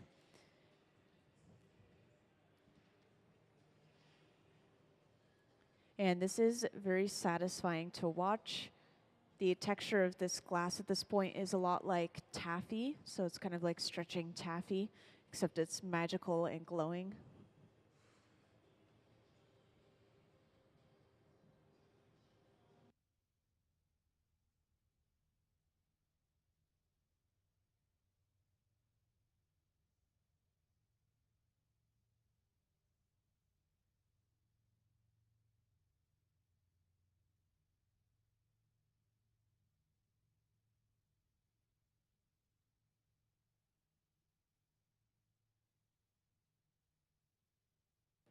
And these wooden ladders are really important because this is going to prevent that hot glass from touching the cold concrete.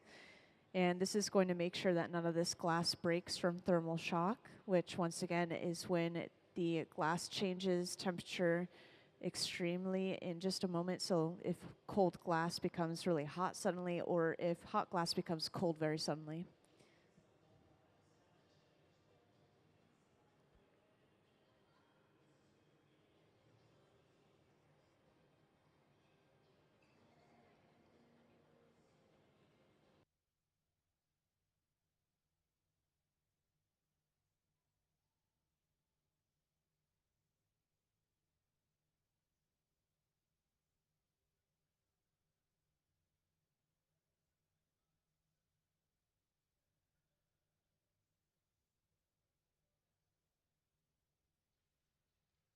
And then to break this off, they just cause a little bit of purposeful shock. So they can tap the glass with a cold tool, or they can just break the glass by bending it.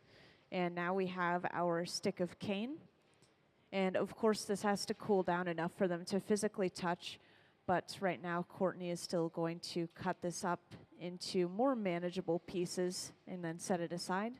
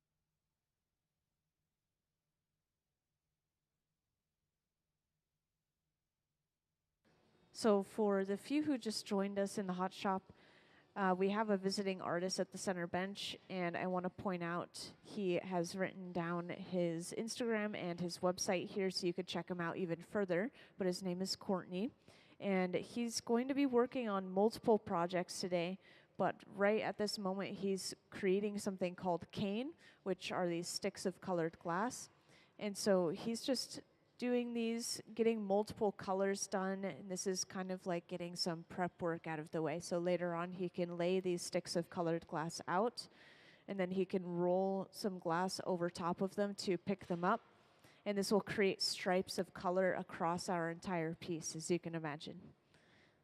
And we were working with some glass earlier today, like actually blowing it out and creating these small cups, and these had patterns from cane on them.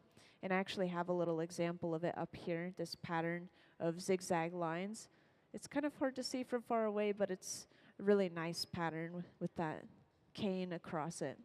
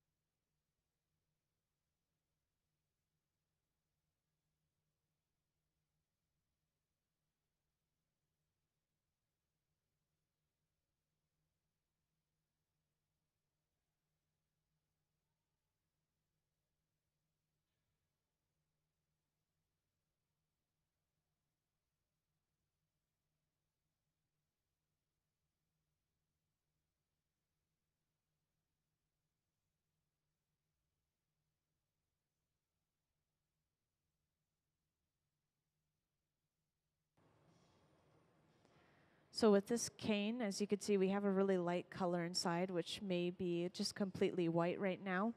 And anytime we're working with glass in the hot shop, it's usually pretty hot. So right here, it does appear to be maybe yellow or orange, but that's just because it's radiating light as well as heat, kind of like lava, like to compare it to lava.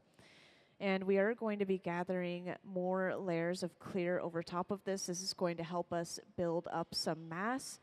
And when you look at the cross section of cane, you will usually see that we have that color in the center with some layers of clear around it as well.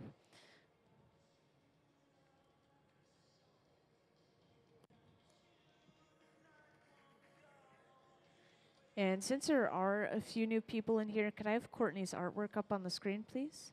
Perfect, thank you. So up on the screen, there's a slideshow going of some of Courtney's artwork. And I just wanted to point out these clouds once again that you'll see on the screen here and there. He said that he may be working on some of these cloud projects later on today, and they are pretty magical. These are actually blown pieces. They are hollow pieces of glass. And if I didn't say so already, if anyone ever has any questions, please feel free to grab my attention by raising your hand or just grabbing my attention in general, and I will come right over to answer that question.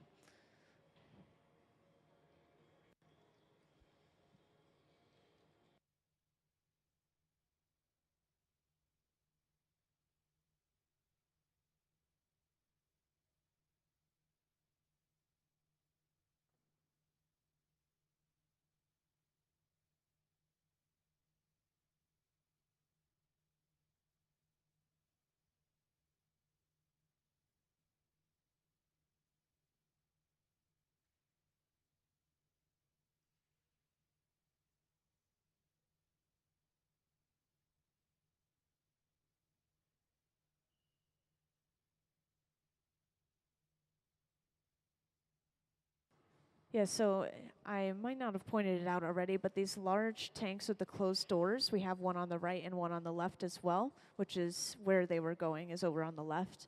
These are our clear glass furnaces. So this is where we're getting all of our molten clear glass. And it's just a giant ceramic tank with that molten glass inside of it. It holds up to around 1,000 pounds of that clear molten glass at a very steady 2100 degrees Fahrenheit. So whenever they're going over to the left to that furnace, that's them gathering a new layer of clear. And once again, we're just building up some mass for this piece. And once we have this cylinder perfected, we're going to be attaching a second pipe to the other end of it, which is what Sayuri has right here.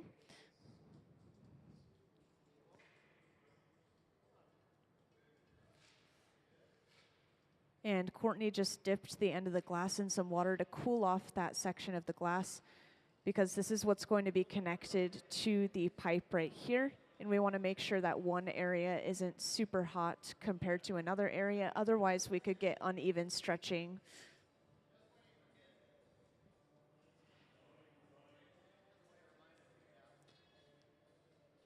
So now Courtney has come over with that glass, and this is attached to the second pipe. And this is the satisfying part, so yes, it's good that you have your phones ready. This is where they start to stretch this glass across all of these wooden ladders in the front of the hot shop here. And it's a lot like pulling taffy. It's very similar texture here.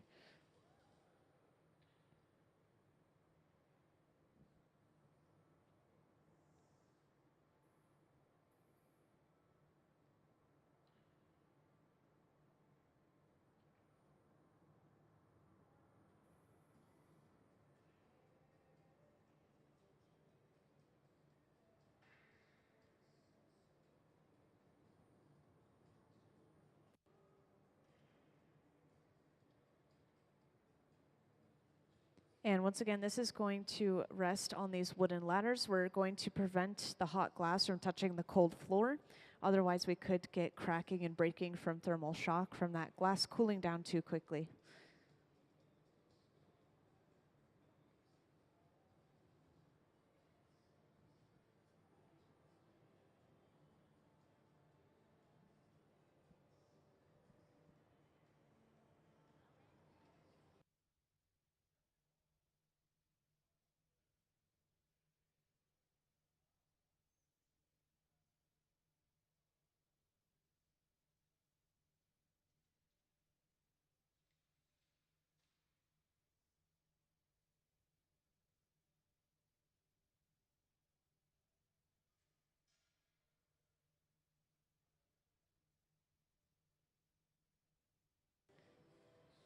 And to break these pieces of glass off of the pipe and to break the glass in general, they'll usually just use a pair of tweezers. And the metal is pretty cold compared to the glass, so it's causing a little bit of shock when they touch it, as well as just bending it and breaking it in general.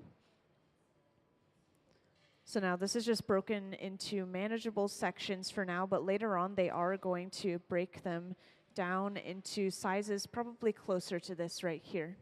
And this is a really good size for what we will create projects from. And they will be pulling more cane. They're going to continue to pull cane until they have everything they need for their upcoming projects. So if you want to see them pull some more, then stick around for that. This is all starting with pulling out a piece of color out of this garage, which is this large silver box here. And the color will start off in bar form, if you didn't know, kind of like this piece of glass right here. And this is just solid colored glass through and through.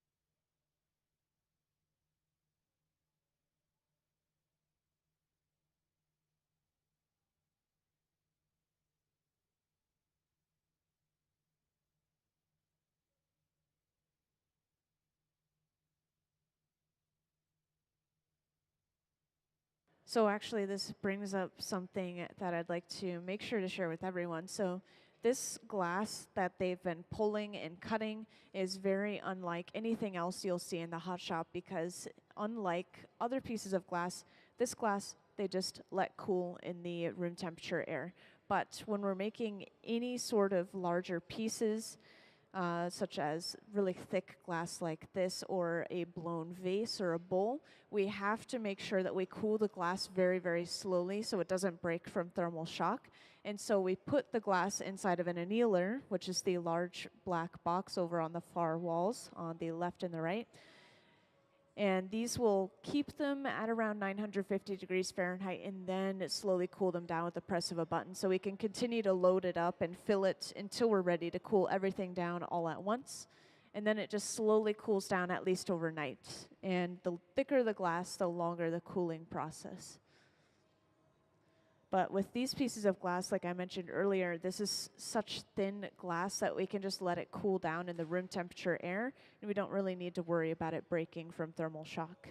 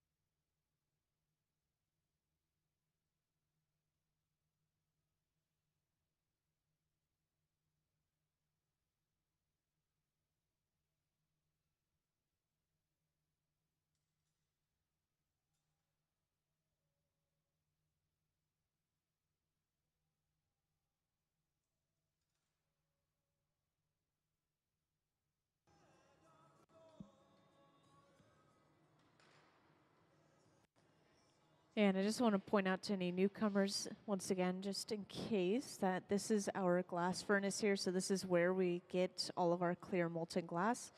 Well, we have two of these, so we'll be getting it out of the left one, actually. But this is a good example of one here. And they hold up to around 1,000 pounds of clear molten glass, and they stay at a really steady 2,100 degrees Fahrenheit. And then our open face furnaces, they usually run between 21 and 2,300 degrees Fahrenheit, so usually just a little bit warmer for reheating that glass. And once again, we have our visiting artist information here on the floor. We have his website, CourtneyBranham.com, and then his Instagram as well below it. And he does sell his artwork in a gallery in Seattle.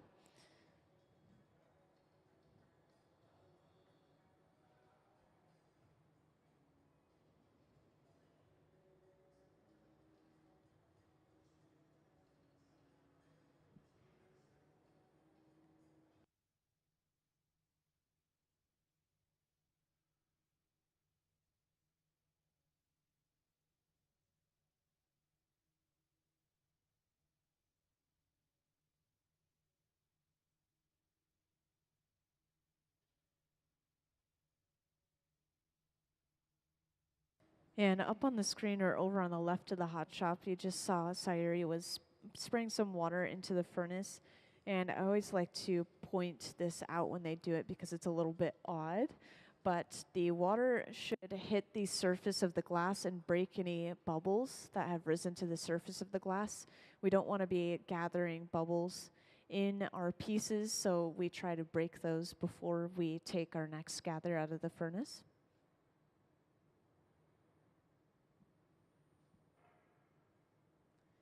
And for those who just joined, we're currently working on pulling some cane, and this will be our fourth pull of cane. And the previous ones we made are all over on this ladder on the floor. Over on the left, we just pulled 2 long pieces of black, and then we pulled 1 long piece of white.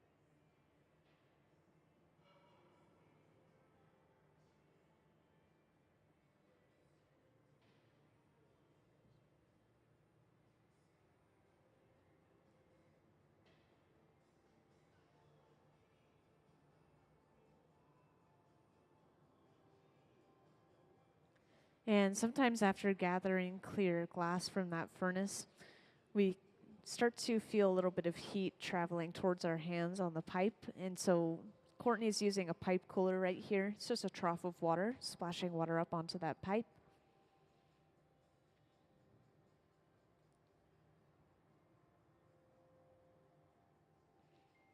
And each time after getting that fresh layer of clear, Courtney comes back to the marver, which is this large metal table, and he's rolling it on the marver to create a near perfect cylinder shape.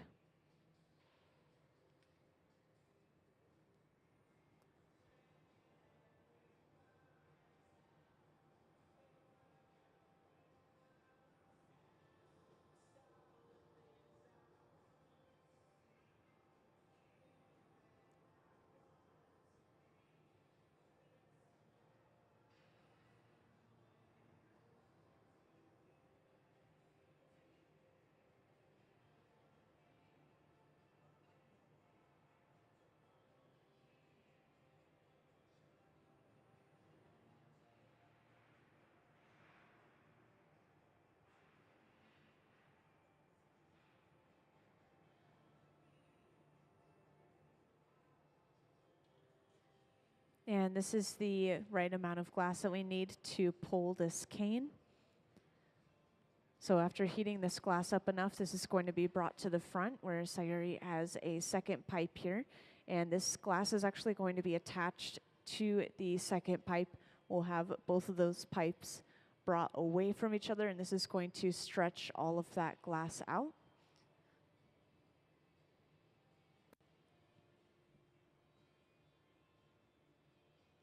And when Courtney is pressing this onto the floor, this is cooling the end of this glass down, as well as just flattening the end of the glass and just giving it more of that cylindrical shape.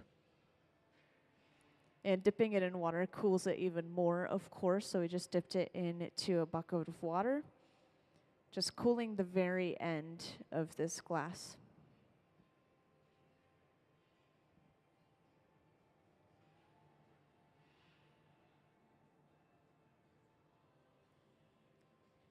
And now this glass is brought over and attached to this second pipe.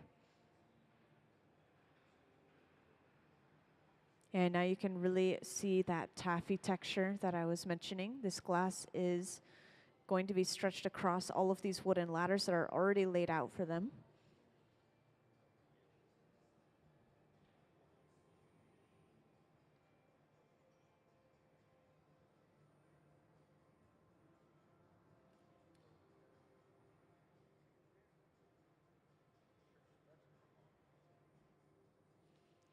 So they'll pull this as long as it'll go, and also depending on the thickness they want as well.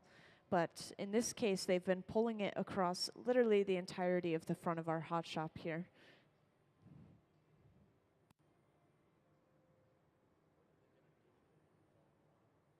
So once it's cooled off enough for them to handle, they'll usually chop it up into usable sized pieces like these up here. And then they'll be able to lay these out onto a tray, kind of side by side, or in a pattern. Like these ones are black and white, so maybe they want to do black, white, black, white. They can do pretty much any pattern they want. And then they will take a bubble of glass, whether it's clear glass or has a base color underneath, and they will roll this over top of the cane and it'll pick them up all the way around the side of the bubble and just create these perfect stripes of even color across the entire piece. Honestly, earlier this week, our Hot Shop team, not these guys, were making candy cane pitchers, like water pitchers to go into the store. So yes, we can make glass candy cane themes.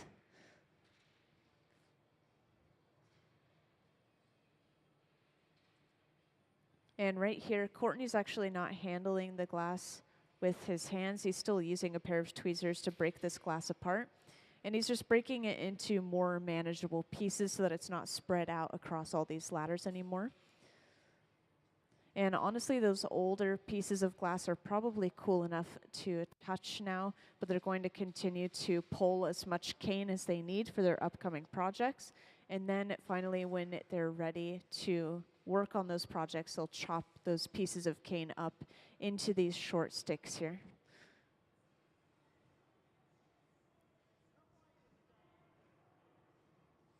So it really depends on the project. It looks like these are a little bit thinner that they just pulled, but when you look at the average piece of cane, I would say it's probably around the width of a pencil. Fits comfortably into my fingers like a pencil.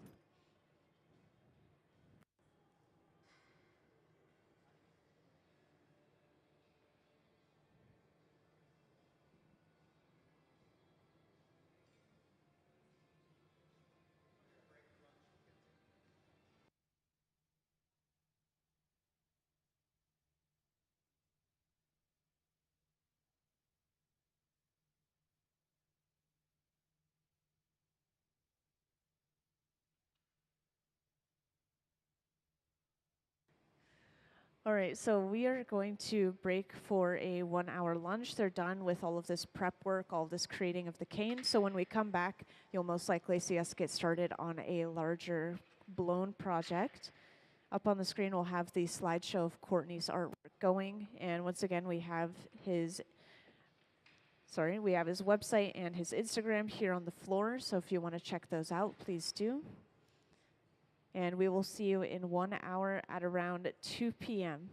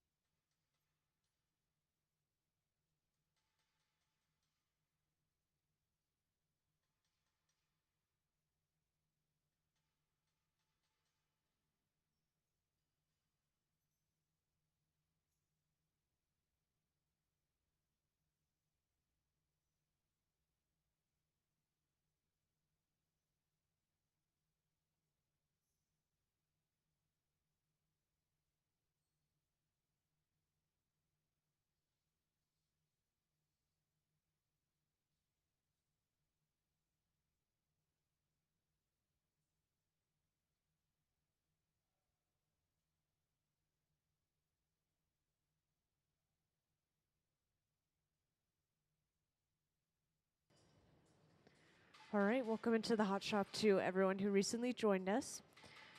Up on the screen, you saw that we had a slideshow going of our visiting artist artwork. Once again, that is Courtney up in the front here, Courtney Brenham. And today, he's working on a variety of projects. Right now, he's just finishing up cutting up little pieces of glass cane. And cane is just these sticks of colored glass that we use to get stripes inside of our pieces here. And we'll be using the cane to create stripes on some cups. We were doing this earlier today. We may be doing the same thing in a moment here. He said that he's going to get started with some cups and then move on to creating some of his clouds, which you see up on the screen. And those are definitely some of his popular projects there. And while they are getting started, I want to point out a couple of things in the Hot Shop for anyone who hasn't been here before. So first off, we have one of our glass furnaces in the back here. And these hold up to around 1,000 pounds of clear molten glass each. We have 2 of them. And they stay at a really steady 2,100 degrees Fahrenheit.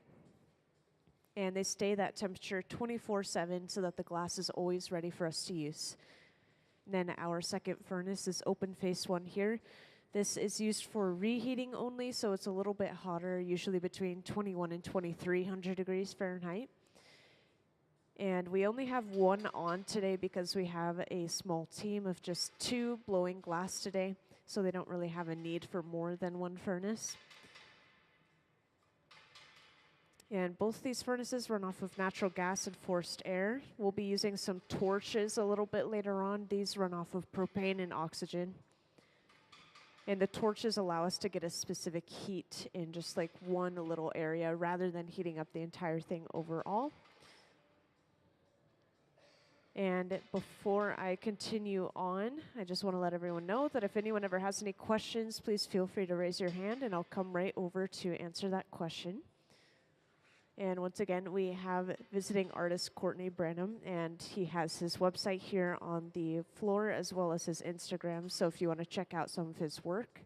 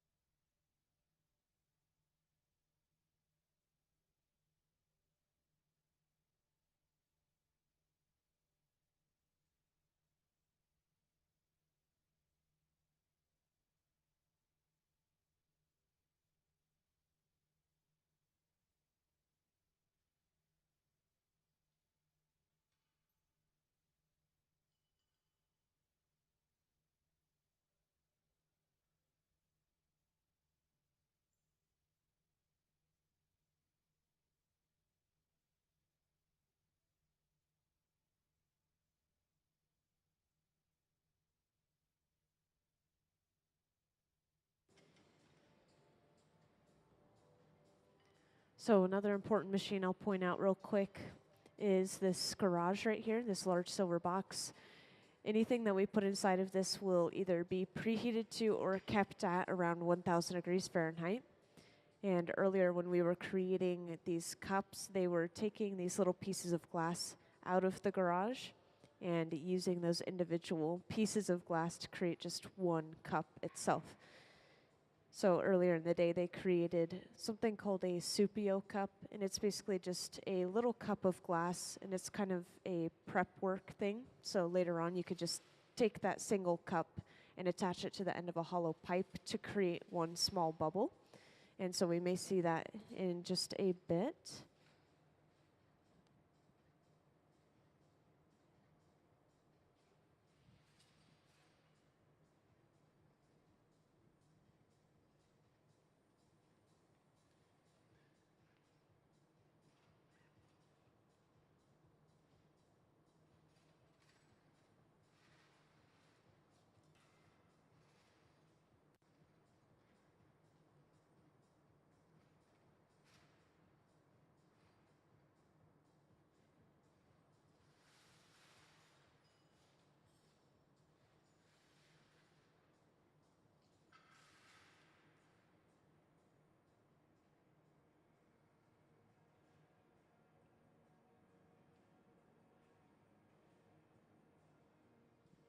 So over on the left side of the hot shop, that's the glass furnace that we're using today. You can see a good view of it up on the screen. And as Courtney is gathering this glass, you'll be able to see that the texture of this molten glass is a lot like honey. If we were to stop turning the pipe, the glass would literally drip off of the pipe and be able to kind of puddle.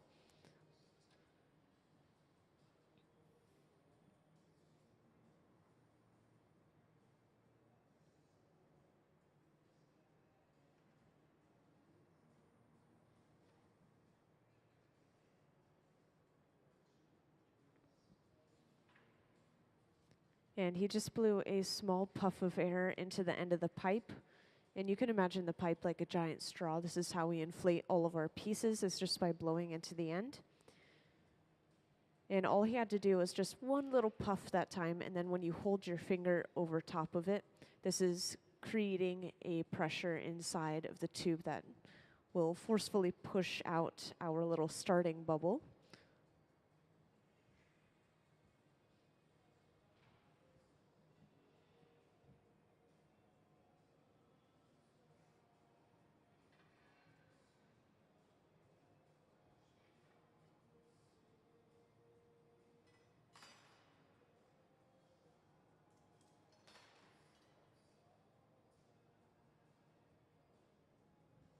And these two blades that we're using right here, these are the jacks.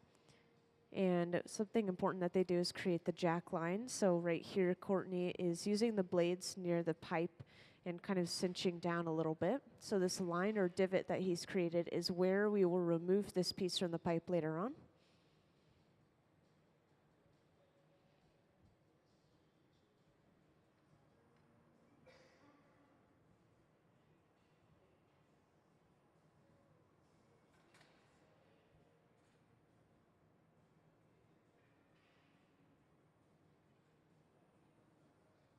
And swinging the glass around like that does look kind of theatrical, but it does have a purpose. When we swing the glass, whether it's just hanging down or in a full circle, this is using something called centrifugal force, or the outward pulling force from spinning, to pull that glass out. And in this case, it looks like he was trying to pull it out and just create a longer, narrower shape for this bubble.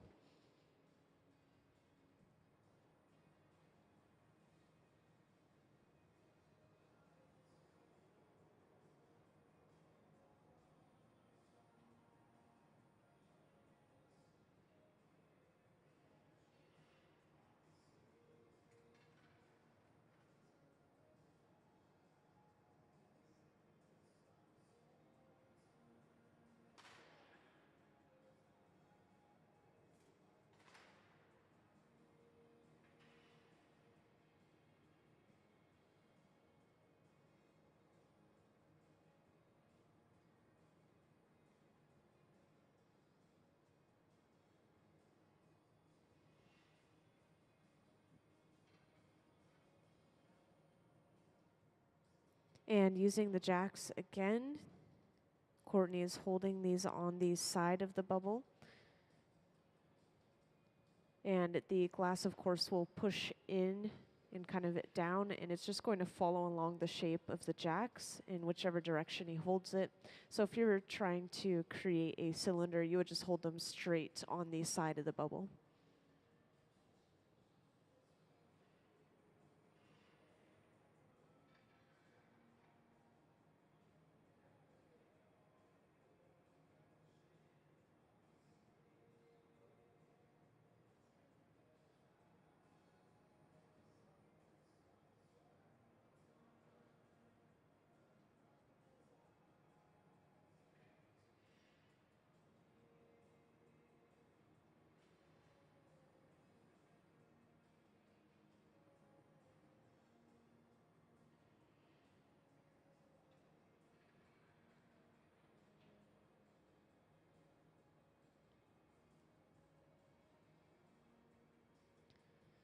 And Courtney's also going in and just lightly flattening the bottom of this cup.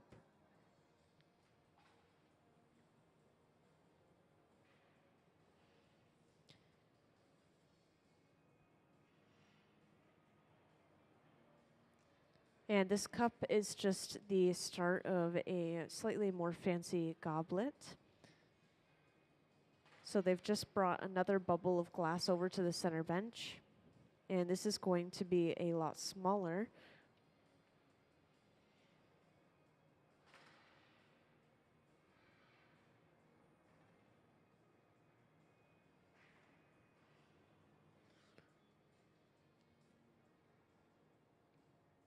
And this cup is held upside down.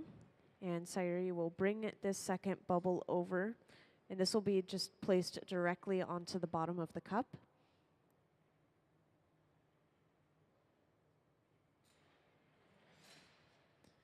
And cutting it right there did seal off that bubble, but most likely they'll go in and open it up again. And as they do that, I'll explain what they're doing.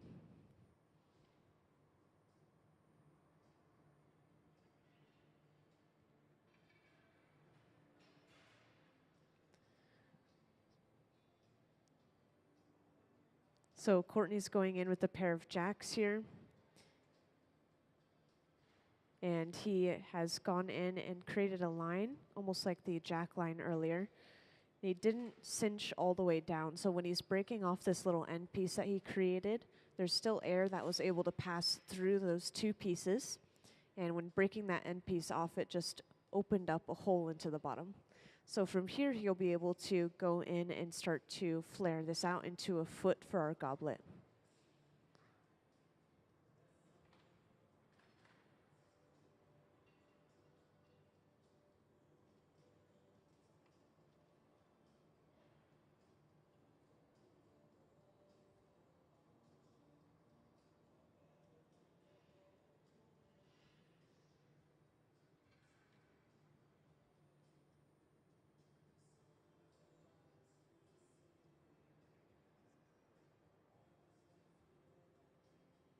So going in with that same pair of jacks, you could see he started off just with the jacks completely closed in that really small opening, and then was able to slowly widen them and lift his wrist, which was opening that piece of glass up.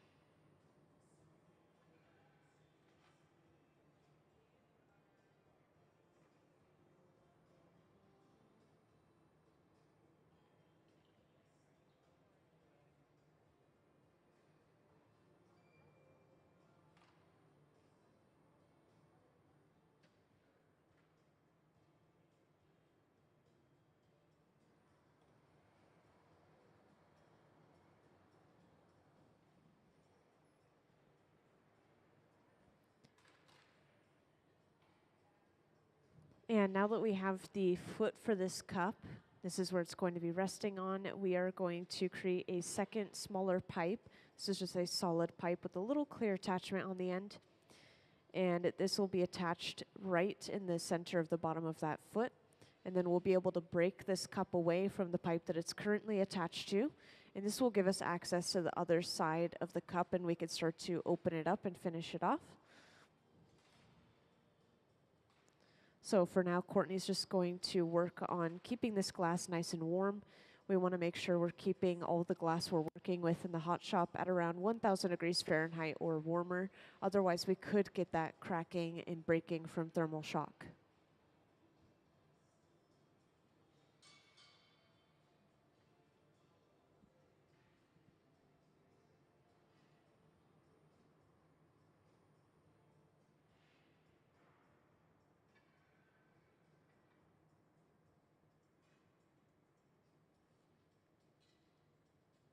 So that second pipe has just been brought over. And the second pipe that we attach to a piece is called the punty. So once again, this punty's purpose is to basically flip the orientation of the piece.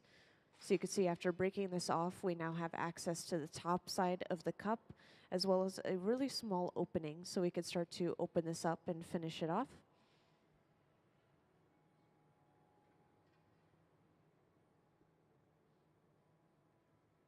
And right here, the glass is actually still pretty cold. Courtney's going in and just making sure that that pipe is really centered to the bottom.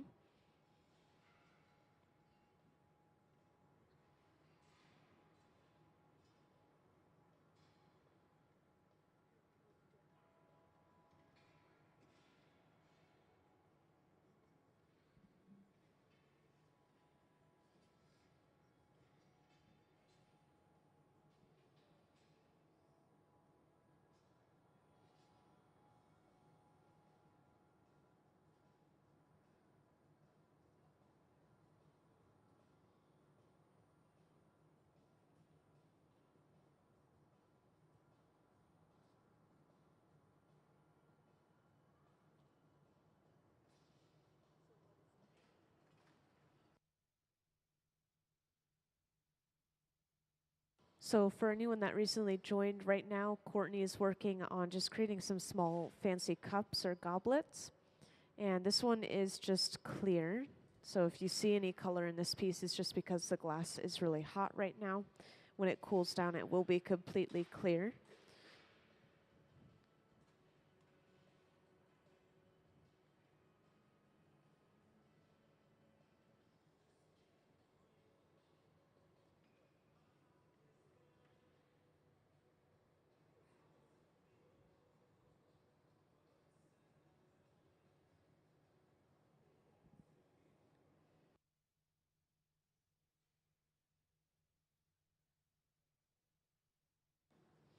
And after trimming off a little bit of excess glass, Courtney's going in real quick with the Soffietta. That's this cone-shaped tool here.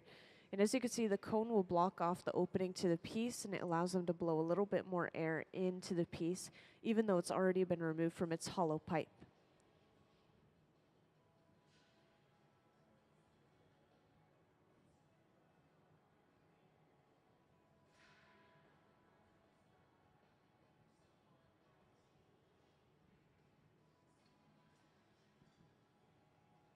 And after reinflating that glass a little bit, Courtney goes in with the jacks once more and fully flares this open.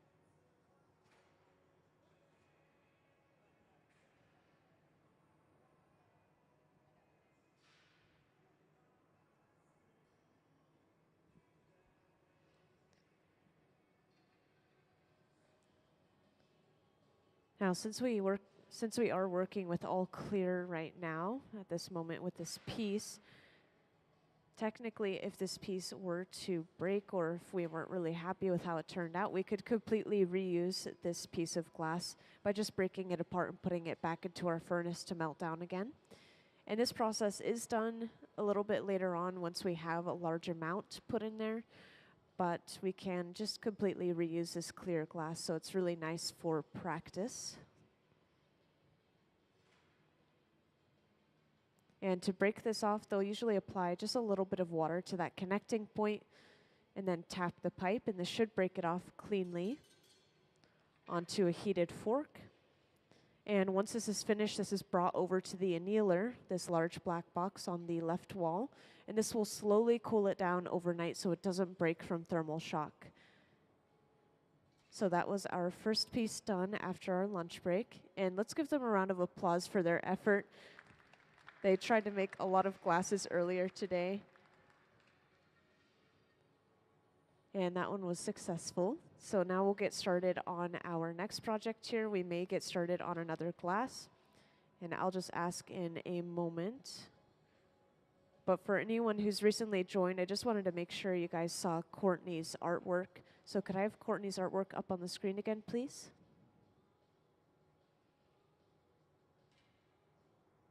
So up on the screen, we'll have a little slideshow. I just wanted to make sure any newcomers saw this. This is Courtney's artwork, the man who's working at the center bench here. And he has his names displayed on the floor here for his website, CourtneyBranham.com. And then he also has his Instagram here.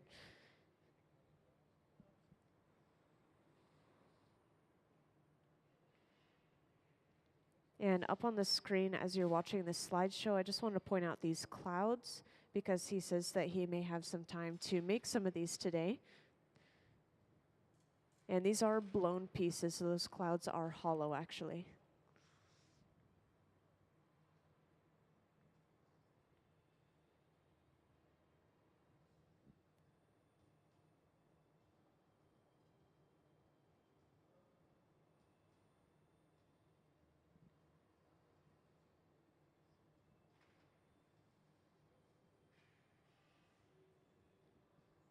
And it looks like we're getting started on a clear glass again.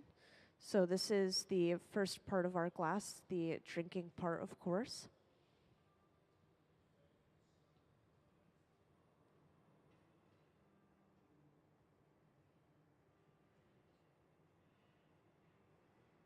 And whenever we're not working with color in the moment, I always like to show off a little video of how we get color in our pieces, just so that you guys have an idea of how we would do that. So could I actually have the color overlay video, please? The color in glass comes from adding various materials to the mixture of raw ingredients called batch. Most of the colorants are compounds containing some kind of metal. For example, adding cobalt to clear glass creates a deep blue. Tin and antimony can be used to create white glass, and gold chloride can produce a rich red or pink colored glass. Colored glass is melted in furnaces, just like clear glass, and then is usually rolled into bars for storage and easy application. In order to apply color bar to a bubble, we first need to preheat the color to approximately 950 or 1000 degrees Fahrenheit in a color oven or garage. Once warm, the color is then picked up on the end of a punty rod using a little bit of clear glass as a support. The color is then heated in the 2300 degree glory hole to soften it and make it malleable, while another artist creates a small bubble of clear glass on a blowpipe. Once warm, the color is dropped over the clear bubble, and then using a variety of hand tools or the steel marver, the color is rolled back over the clear in an even layer. This process is called dropping color, or creating a color overlay. Depending on the project, that bubble is then usually gathered over with clear glass and blown into the final form.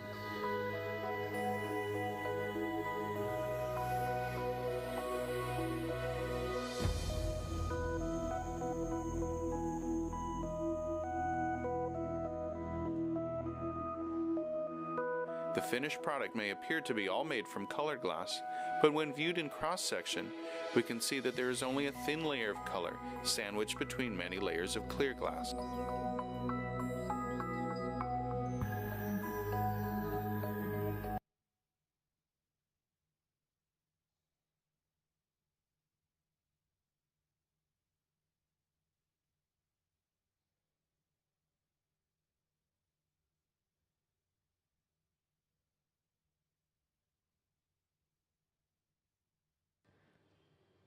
So it looks like with this cup specifically, we are going with a bit of a different style here.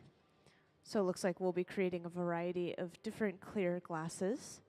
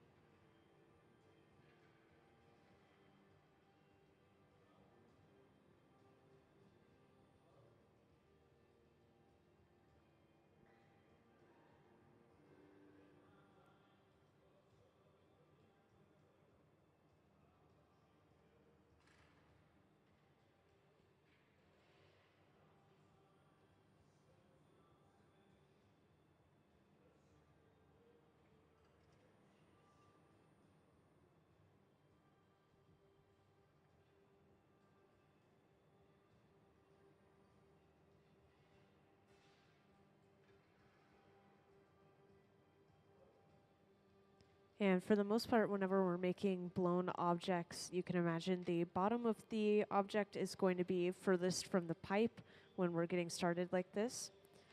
So this little ball that he's creating on the bottom of this bubble is going to almost act as a stem in the center of this glass, kind of like a goblet stem.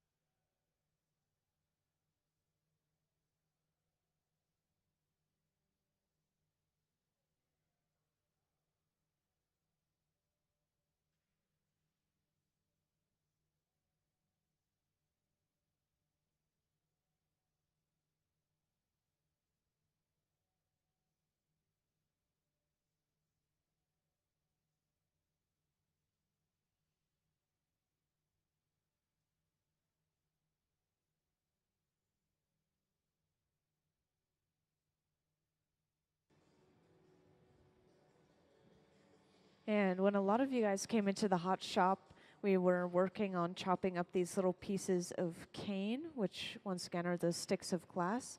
So would anyone like to see a video of how we pull that cane if you haven't seen it already?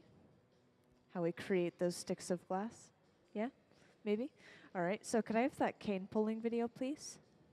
Thank you. So up on the screen, this is going to be a silent video, so I'll talk over it. But we will usually start off with a piece of color on the end of our pipe. We'll wrap this in a couple of layers of clear, depending on how deep we want that color to be under that clear. They usually turn it into a cylinder shape and then attach a second pipe to the other end. And then they'll stretch this across almost the entirety of the front of the hot shop, and they'll lay it across these wooden ladders. We had these laid out earlier, but this is going to prevent that hot glass from touching the cold floor, so that glass doesn't break from thermal shock. Then when it's cooled, we could cut it up into those usable size pieces, just like Courtney was doing earlier. Then we lay these out on a tray and eventually roll a bubble over top of them. And this bubble can just be clear, or it can already have a base color to it like white. Earlier this week we were creating candy cane water pitchers, and so we use this technique but we used a white background. And from there, you can see they twisted up that design and created almost these zigzag or swirl patterns across the glass. So you can do many different patterns with that cane, but the thing is it gives you a sort of symmetry and it gives you these perfect lines of color across your piece. And at the center bench, we've just dropped a small clear bubble onto the very bottom of that shape Courtney was creating. And Courtney's now working on opening that bubble up. So we just sectioned off a small part of it on the very bottom and then knocked that end off. And this actually opened up a super small hole on the bottom of that bubble. And this is going to turn into our foot for this cup or goblet.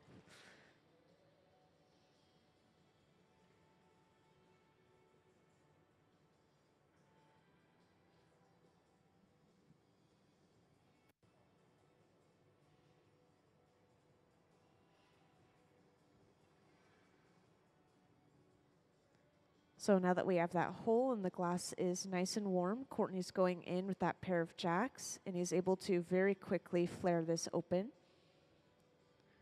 When you're working with glass that's very thin like this, it can heat up very quickly, but it also cools down very quickly. So you'll notice they're going in between the furnace and the bench very frequently here, just trying to maintain a sort of taffy or putty-like texture in the glass.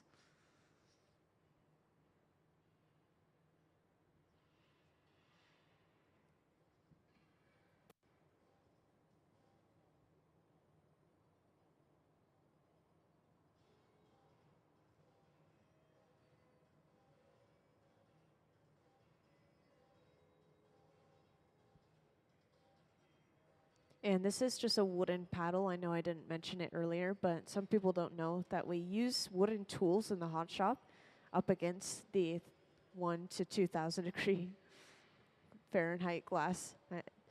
We use them very frequently, surprisingly, and they do burn away over time. We just have to replace them as it goes, but the wooden tools are really helpful in the hot shop because wood is an insulating material. So if we need to touch hot glass, but we don't want it to crack from cooling down too quickly, we don't want to use a metal tool, we want to use a wooden tool because it's very insulating and it allows the glass to maintain its heat.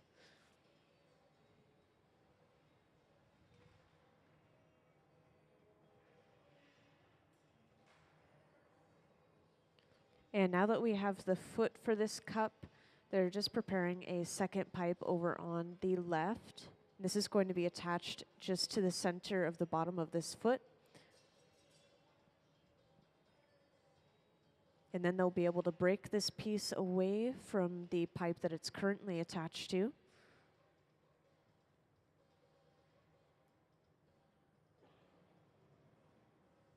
So Sayuri has just come over with that second pipe, and the second pipe that we attach to a piece is called the punty.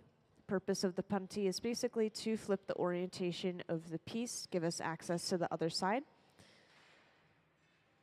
So with a quick tap of the pipe, we now have access to the other side of our piece, and we can start to open that up.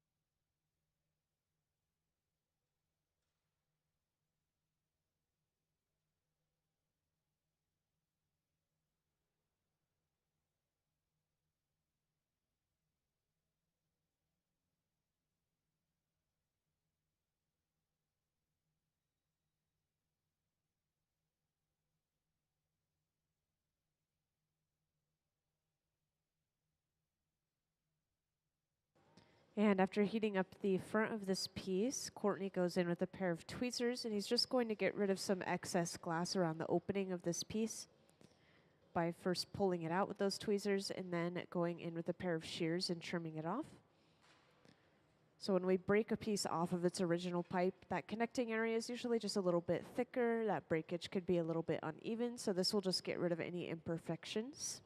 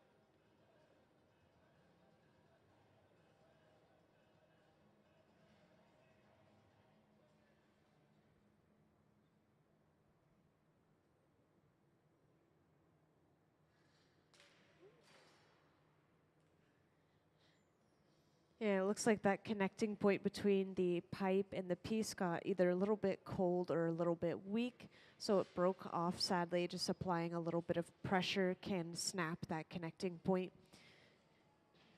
So glass is definitely quite a balance, but like I mentioned earlier, this glass is clear, so we're not really wasting any expensive color, and we can also, if we wanted to, reuse that clear glass by throwing it back into the furnace. So they're going to get started once again on another glass.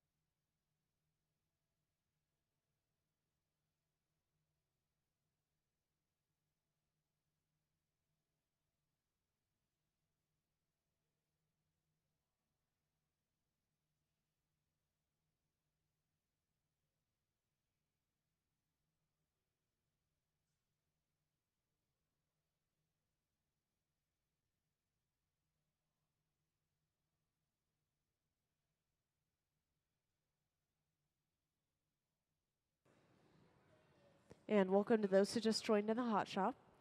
Today we actually have a visiting artist with us. His name is Courtney Branham.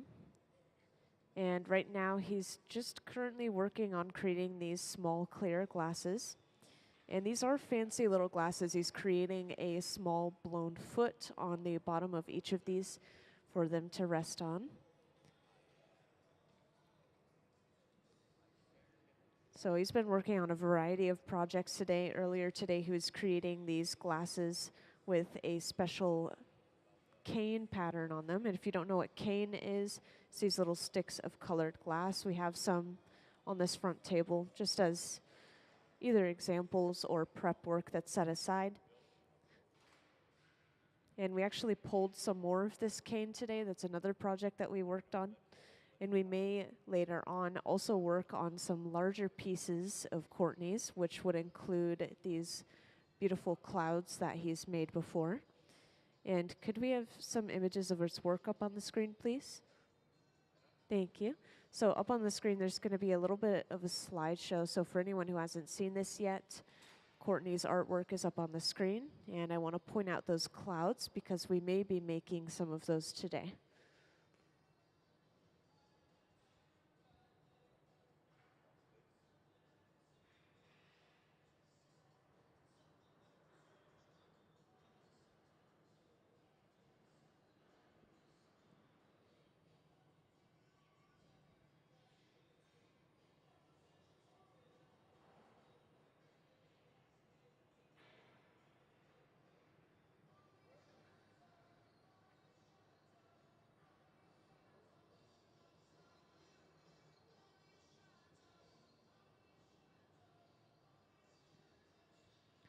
So at the center bench, Courtney is using a pair of jacks, these two metal blades, and he's holding them at the same angle every time he's going in.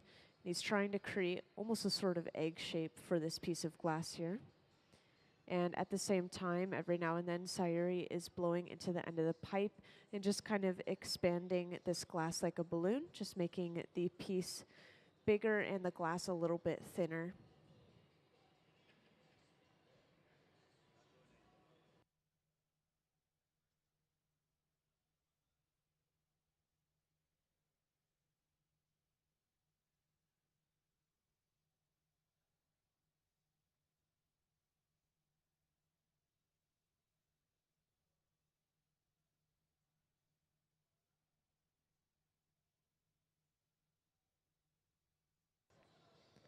And while also working on the angle of the glass, he's been flattening the bottom of this piece just very lightly as well.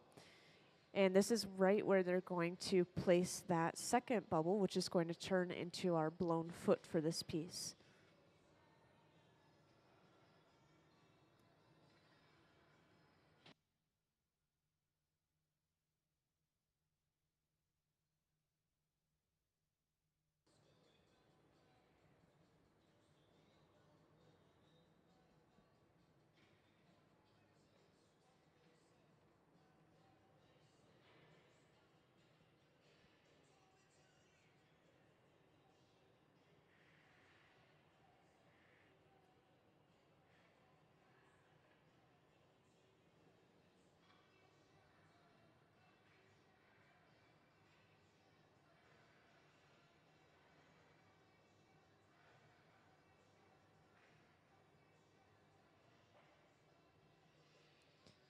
So as you can see, they've brought a second clear bubble over, and this is a lot smaller than the glass itself. This is just going to be dropped directly onto the bottom of this bubble that they've already created, so they're literally going to drop it onto it. So they hold their first bubble upright, and Sayuri will bring that second bubble over and just give a small puff of air to make sure that that bubble doesn't close in on itself.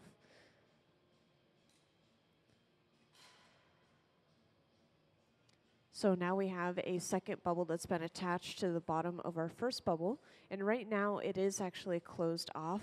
The way we're going to open it up is by going in with our pair of jacks again, these two blades. And Courtney is going to create a divot in the glass in the bubble, not cinching all the way down, just a divot.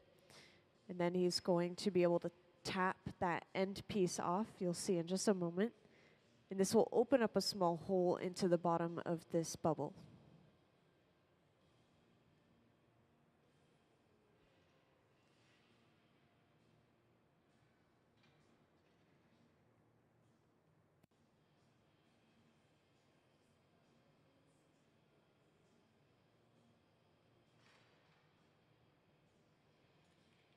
So there, they've just knocked that little end piece off. And now we should have a pretty small opening, but still an opening.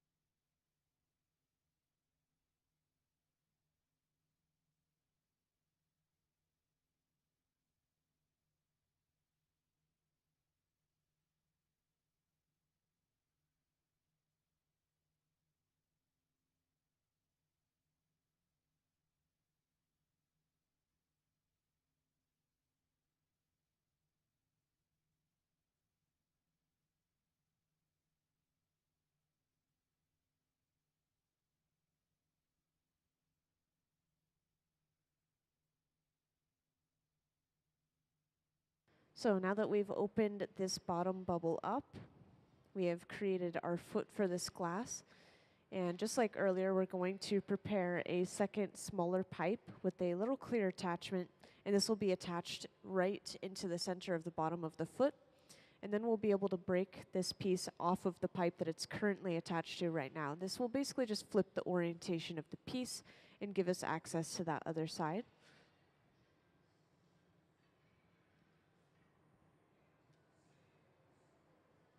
And usually before breaking a piece off of a pipe, you'll see them torching this connecting area like this. And this is because if the surrounding glass is cold where they break something off, the cracks from breaking can actually travel through that cold glass. So we want to make sure that the surrounding glass is warm to prevent any further crack spreading or any thermal shock in general.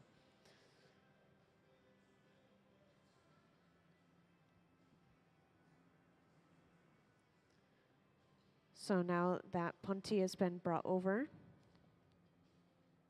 and is attached right to the center of the bottom of this piece.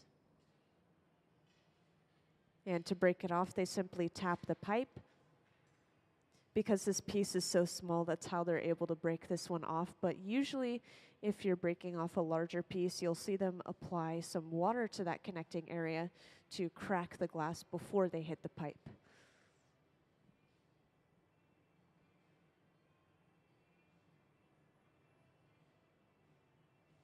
And right here, the glass is still cold, so Courtney is able to go in and just make sure that that pipe is centered to the bottom while that connection is still moving around a little bit.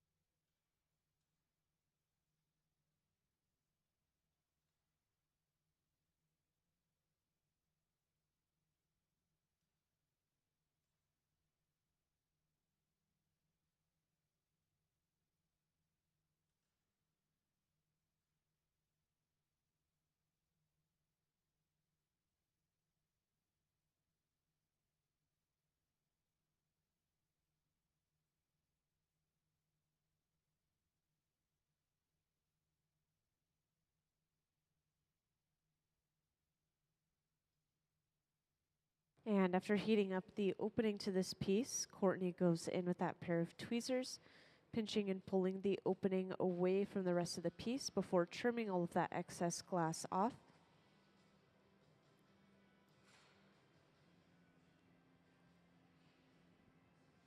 And for those who just joined right now, we have a visiting artist, Courtney Branham, and that's the man who's working at the center bench. And he is just working on some small clear glasses for now. This is the third one that we're trying here. We've made one successfully earlier, but these glasses are really thin, so they're easy to break. So this is a pretty delicate process.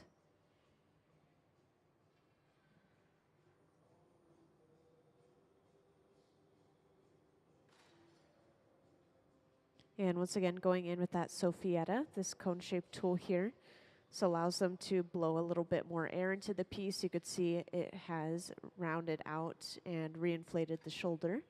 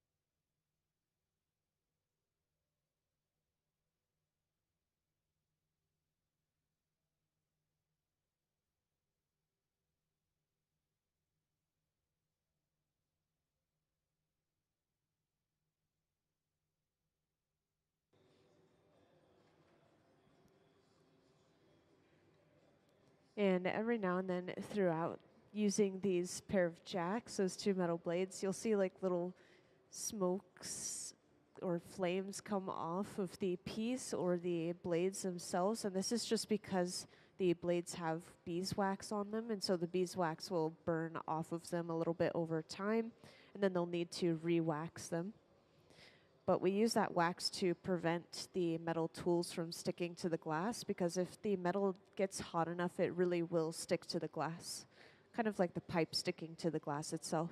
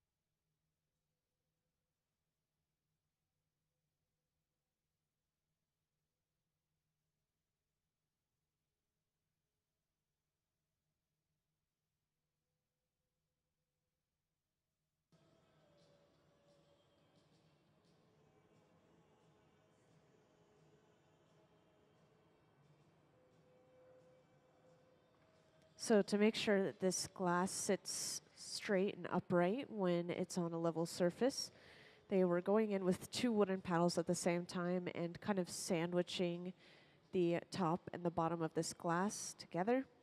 And this was hopefully pushing it and making it even, both the top and the bottom at the same time. And it looks like they're satisfied with this glass, so they're preparing to break it off by applying a little bit of water to that connecting point. And then all they have to do is tap the pipe. And that is cleanly broken off onto a heated fork and then brought over to the annealer, which will keep it nice and warm until we're ready to cool everything down.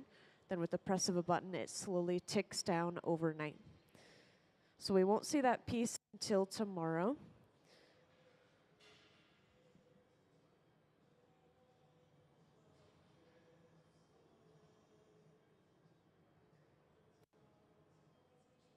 And they are working on as much as possible today, so they are getting started right away again.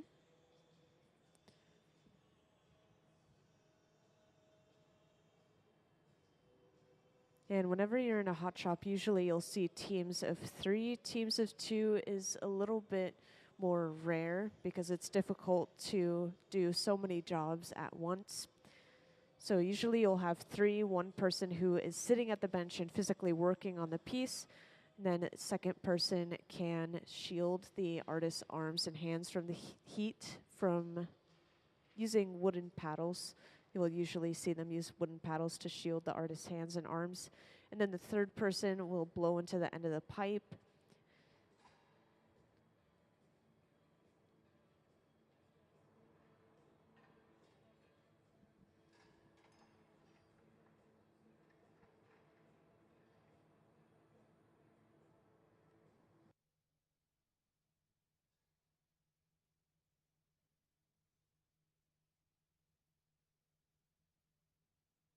And that little spin there was actually stretching the glass out from centrifugal force, or the outward pulling force from that spinning.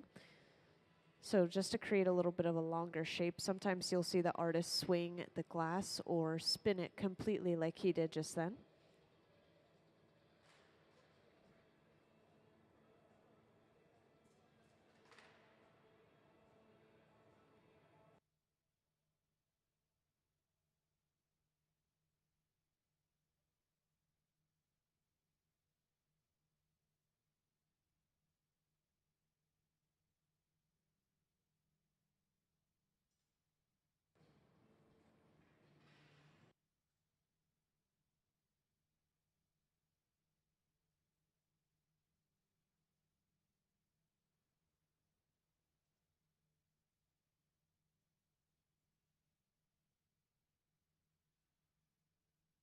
Yes, once again, if anyone ever has any questions, whether it's for the visiting artist or maybe about the building we're inside of or about glass techniques that you saw and you don't understand, I could probably explain them to you. So if anyone has any questions, feel free to just grab my attention by raising your hand and I'll come right over.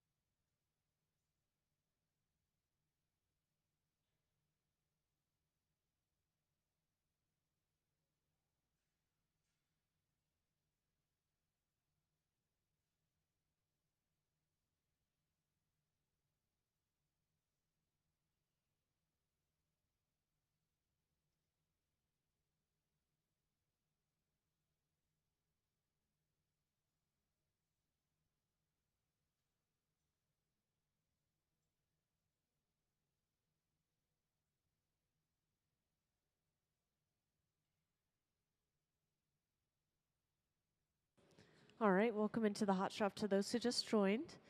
Today we have a visiting artist, Courtney Branham, and that is the man who's working at the center bench on this glass that he's currently making. And I want to point out over here on the floor we have his website, which is just CourtneyBranham.com, as well as his Instagram listed if you guys are interested in checking out more of his work.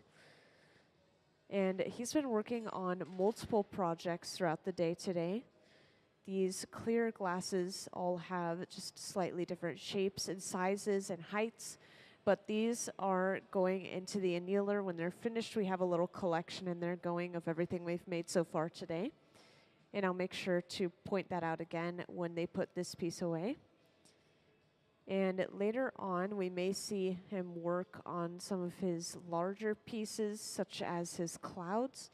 And could I actually have the slideshow of Courtney's artwork up on the screen? Thanks. So up on the screen, we have a slideshow going of Courtney's artwork. And I want to point out that these clouds are something that he may start making later on in the day here.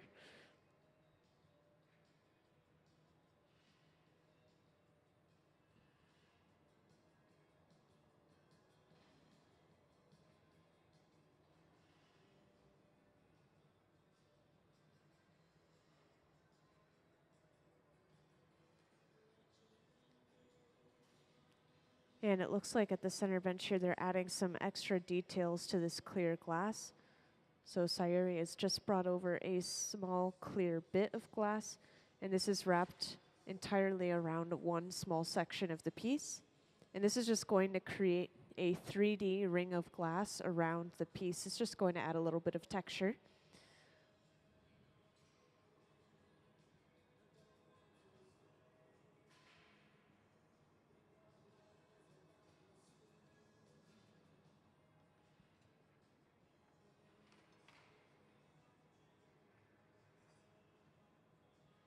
In this cone-shaped tool that Courtney's using here, this is the Sophietta. And this is what they have to use if they want to blow more air into the piece, even though it's already been removed from its hollow pipe. So the pipe it is attached to right now, as you may know, is solid. They can't really blow into it and expand this piece any further.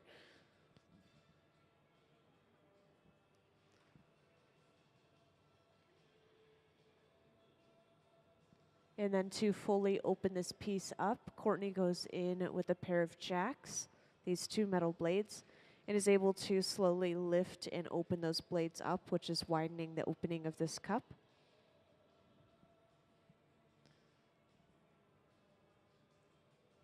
And these cups are a pretty quick but very delicate process. The glass is really thin, and the glass, because it's so thin, cools down very quickly and also heats up very quickly. So it's easy to distort this glass or to let it get too cold and then it could break. So they have to constantly go back and forth in between the furnace and the bench just to make sure that the piece is staying nice and warm.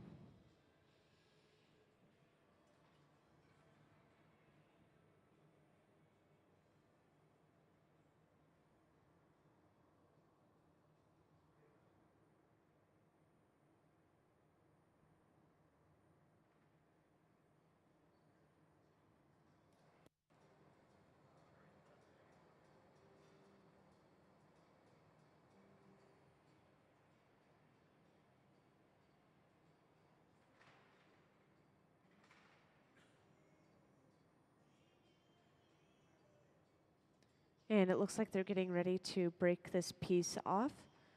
So Sayuri has a heated fork, and this is going to be put just in front of that foot. They apply a little bit of water to that area that they want to break, and then tap the pipe. It looks like that was a successful break, so this is going into the annealer, which I slightly pointed out earlier. This is going to hold it at around 950 degrees Fahrenheit, and then with the press of a button, everything inside cools down all at once, at least overnight, so it doesn't break from thermal shock. So we're not going to see that cup until tomorrow. And Courtney is trying to make a small collection of these different cups, and they are all going to be clear, but they're all going to be just slightly different from each other, maybe a little bit taller, maybe a little bit wider.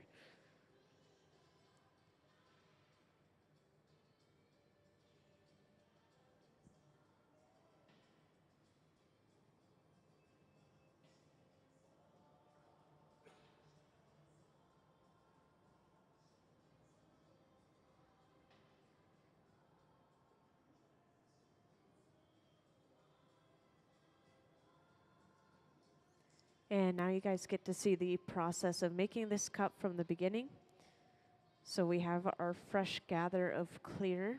You can see the texture of it is very soft right now. When it first starts out, it's pretty much the texture of honey. It's very viscous and sticky. It will drip off of the pipe if you stop turning.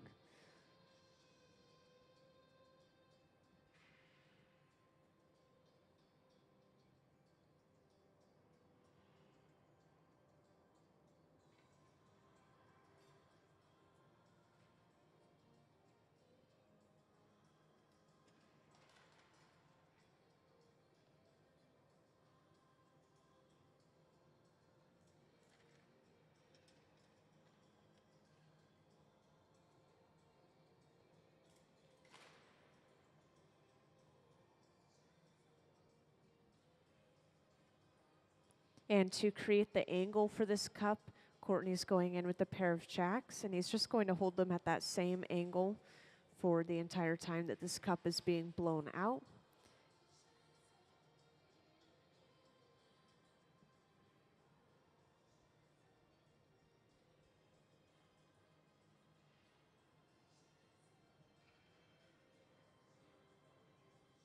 And going in with the jacks once again, he creates a jack line. This divot that you see forming is where we remove this piece from the pipe later on.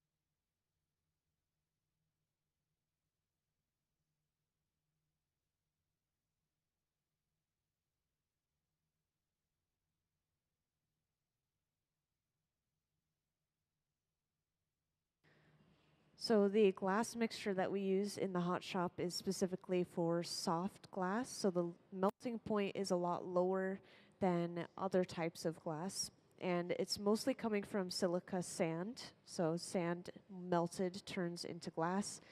And I kind of like to relate it to Minecraft for the kids.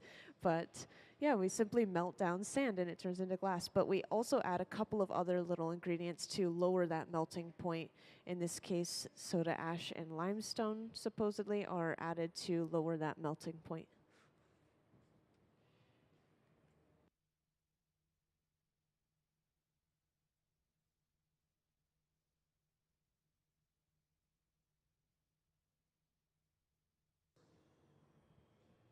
So let's see, with our glass furnace, the furnace that completely holds that large pool of molten glass, it stays at a very consistent 2100 degrees Fahrenheit. So at that point, it's completely molten as it will be, and it's kind of the texture of honey, so it will drip if you let it.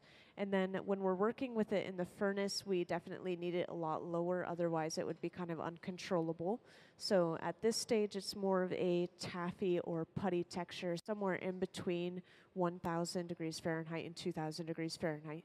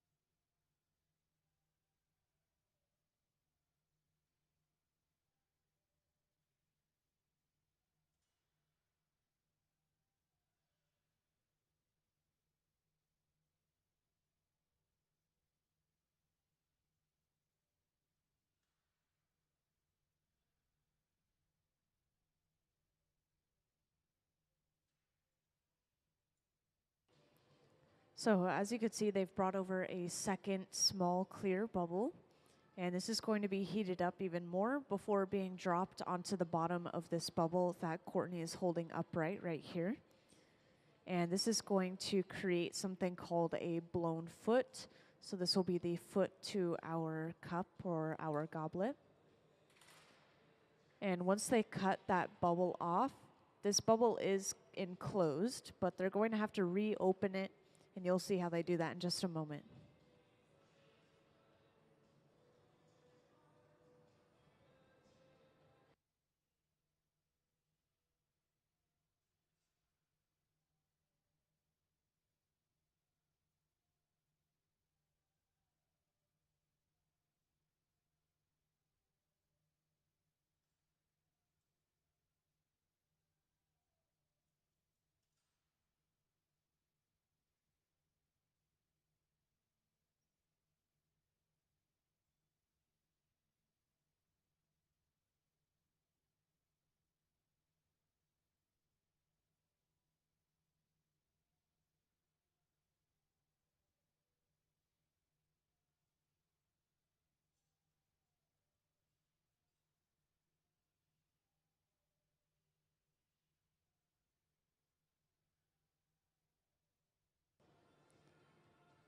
So they created a second kind of smaller bubble on the end and broke it off, and this has created a small opening for Courtney to be able to go in with that pair of jacks again and start to open this up.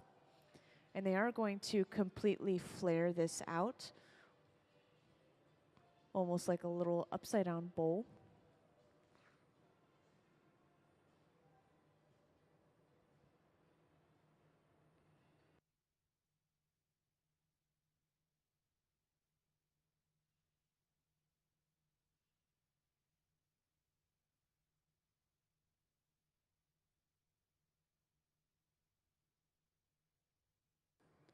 And to make sure that this foot has a completely flat bottom, they're just going in briefly with a wooden paddle and pressing it onto the bottom.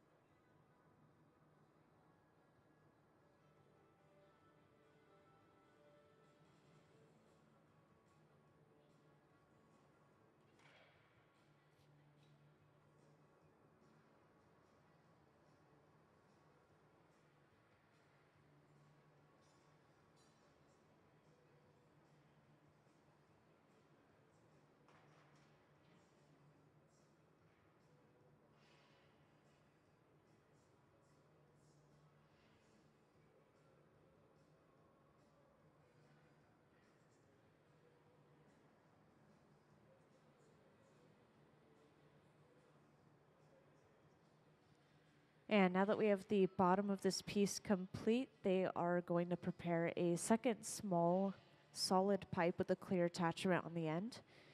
And the second pipe that we attach to a piece is called the punty. This is basically going to flip the orientation of the piece and give us access to the other side by attaching it to the bottom and then breaking this piece off of its original pipe. And to break this piece off, because it's so small, all they have to do is to apply some pressure to that breaking point and then tap the pipe.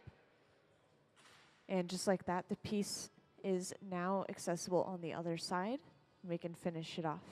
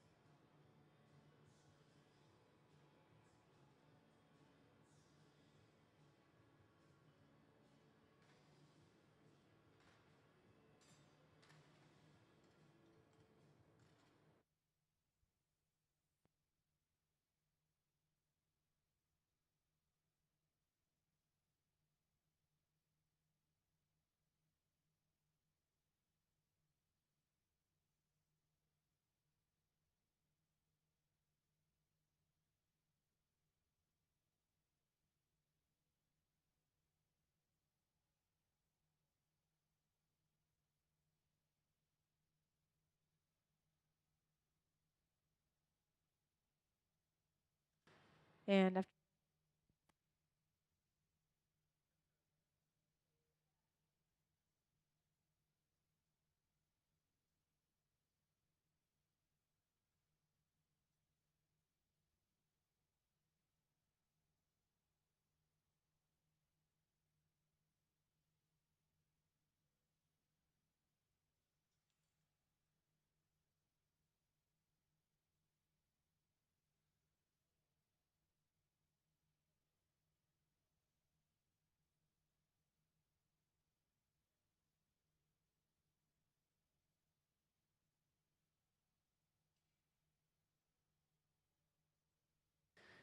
sorry about that, guys. I was just changing my microphone batteries real quick.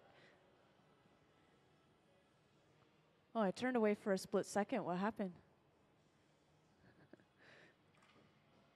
Yeah, that's a problem with working with very thin, dainty glass is it can break pretty easily. So something might have gotten a little bit too cold, such as that connection point between the glass and the pipe itself.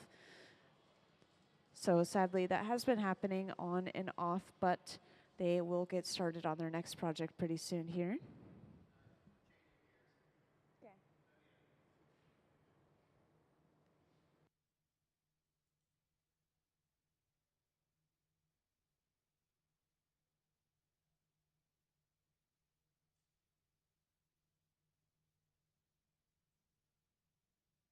So it sounds like next that they're going to get started on some of those clouds now.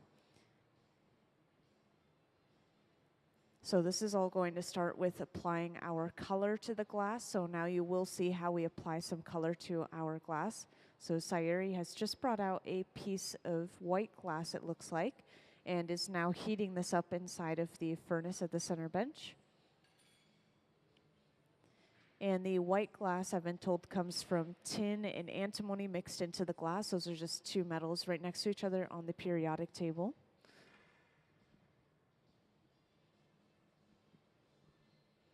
So this color will be melted down and then eventually dropped onto a small clear bubble and then spread over top of that bubble, just completely covering it with that white. And this will give us a really smooth, even layer of color across our entire piece.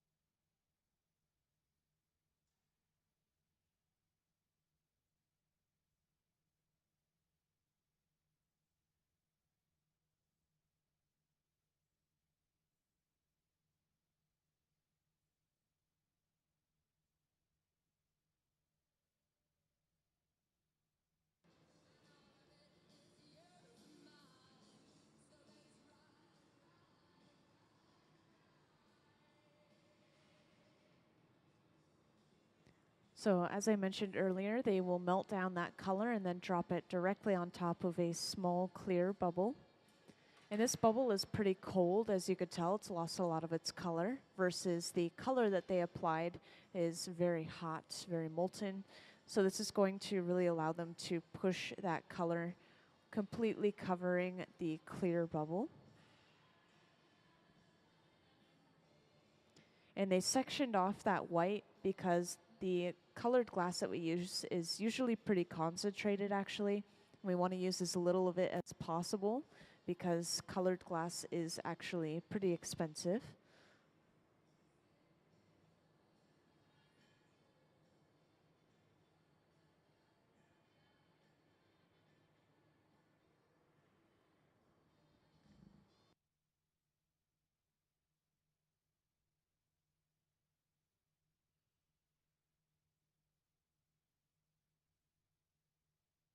And to start rolling this color back, we'll usually roll the glass on a marver, like this large metal table here.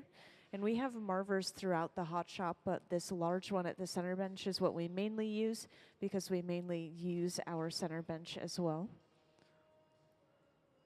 And for those who just joined, our visiting artist Courtney, who is currently working with this glass in front of the furnace here, is going to be creating one of his clouds.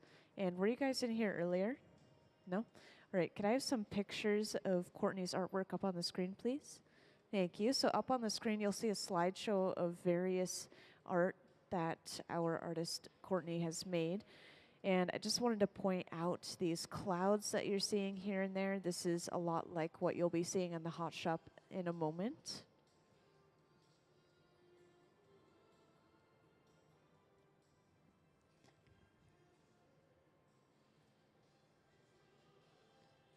And at the center bench, we've just applied some white color on top of a clear bubble.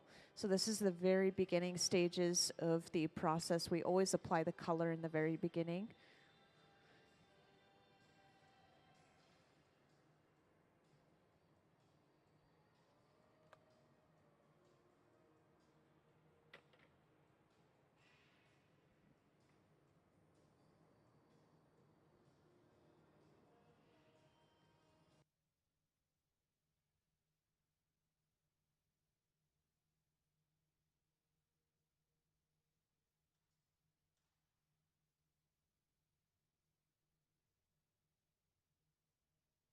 And after letting that cool down just a little bit, they're going ahead and they're going to gather one more layer of clear over top of that white.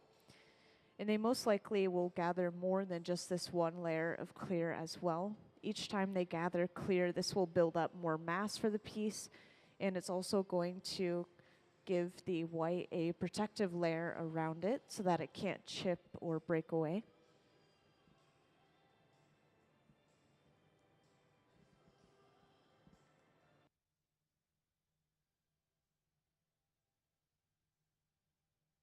And usually after getting a fresh layer of clear, you'll see them using this wooden spoon-shaped tool that Courtney just used here. And this is called a block, usually carved out of cherry wood and kept in water to help prevent it from burning.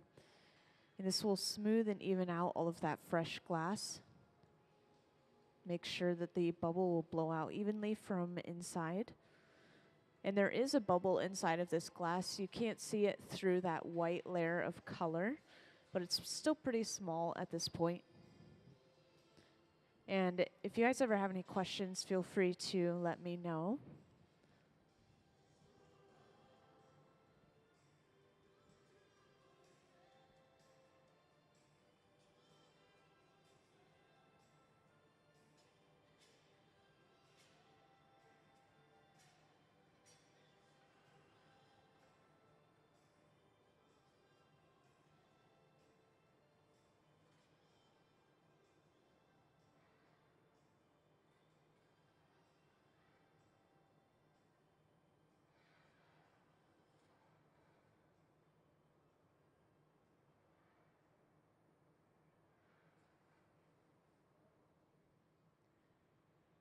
And this pad that Courtney is using is actually just folded up newspaper soaked in water.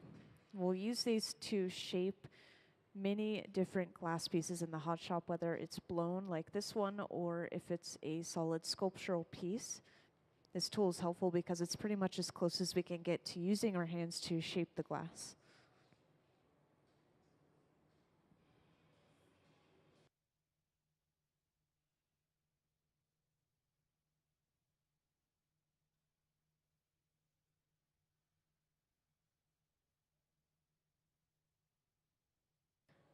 So right now Sayuri is blowing into the end of the pipe, and this is slowly expanding that bubble inside. Just kind of blowing this glass out like a balloon.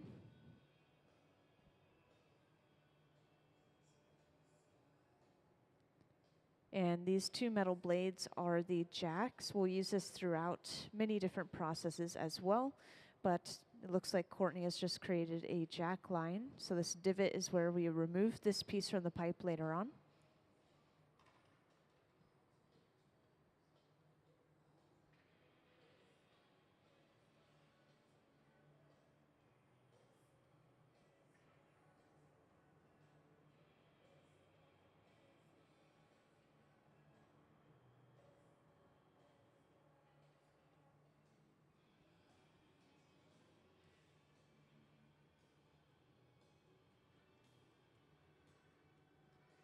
And hanging the glass down at an angle like Courtney just was there is actually stretching that glass out, just creating a little bit of a longer, narrower shape. And we can also hold the glass in the opposite direction up towards the sky, and this will create a more squat and wide shape of the glass because it's slumping it down on itself.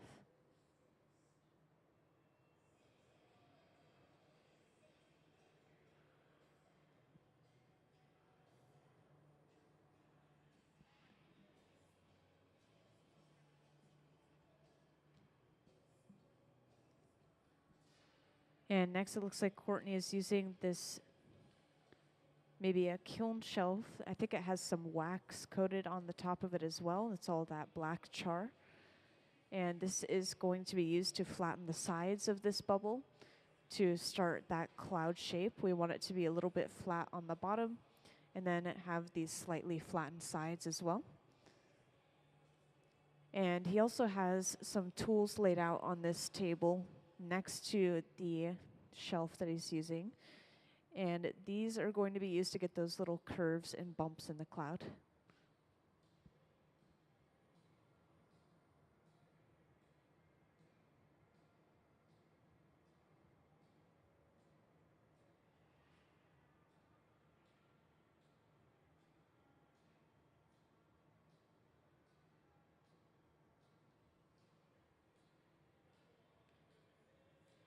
And at the same time, behind the scenes, sort of, Courtney is actually holding his finger on the end of the pipe, as you'll notice.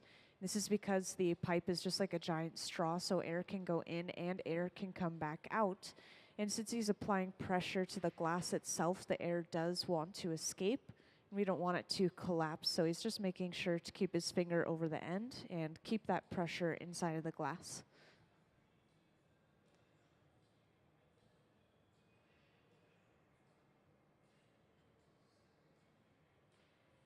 And it looks like Courtney has grabbed his first tool. You can see how this is starting to form those little bumps and humps on the surface of the cloud.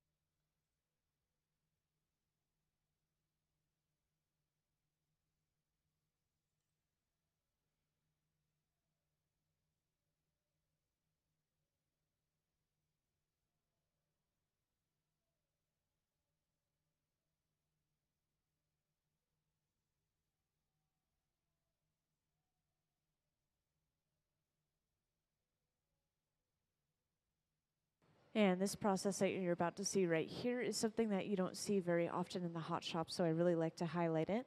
So they're actually about to go in with a drill.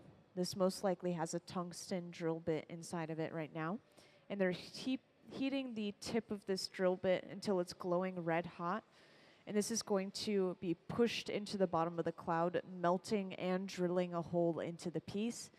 And this is really important step in the process because we're actually going to break this piece off of the pipe that it's attached to right now and then close up that hole that's connected to the pipe.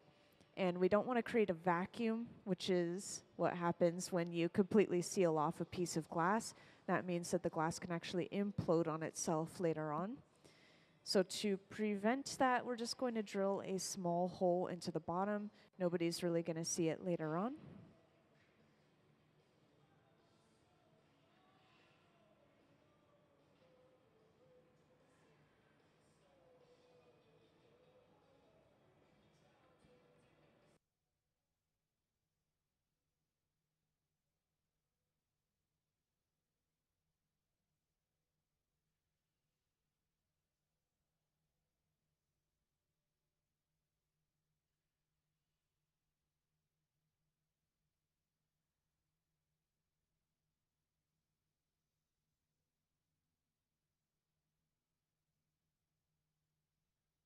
So right now, Courtney's just working on keeping this piece of glass warm, going in and out of the furnace. This is called flashing. Just making sure that we're maintaining at least 1,000 degrees Fahrenheit across the glass.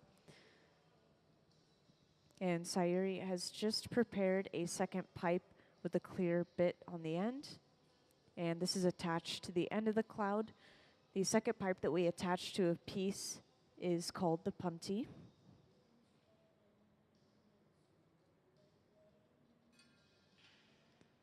And the purpose of the punty, as you could see, is basically to flip the orientation of the piece. So now we have access to the other side. And now that we have access to the other side, we can work on closing that hole off and finishing off our piece.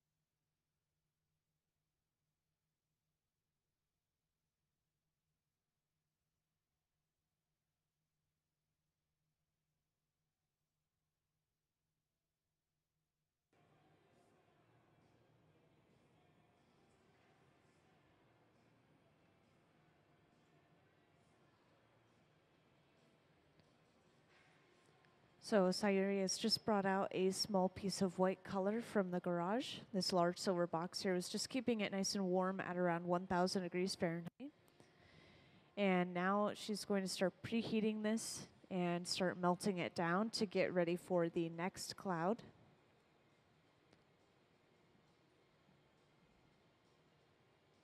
And that color application process, when we get the color on our piece in the very beginning, is always, or almost always, the very beginning of our process.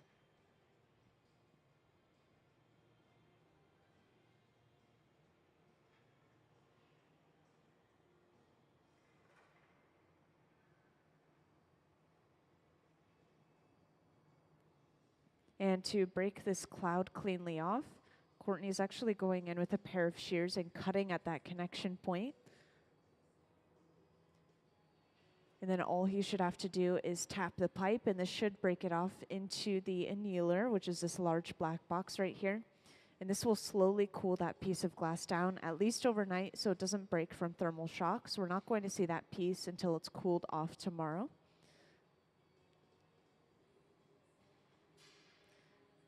And that was our first cloud of the day. Went away successfully. We're getting started on that next one at the center bench. This color application technique, I'll say, is called a color overlay.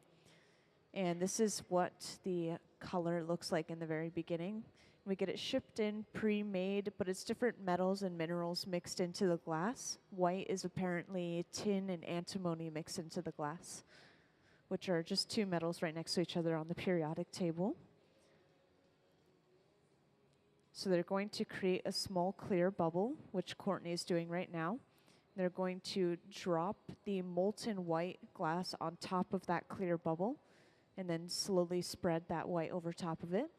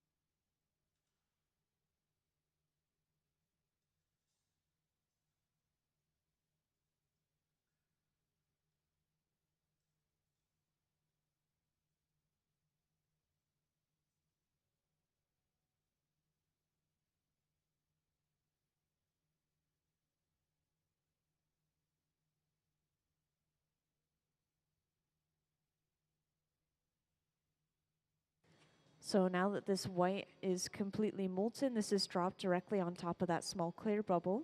And you can see the clear bubble is pretty cold at this point too. And this is going to really allow them to push that white back and completely cover up the clear without altering that clear bubble.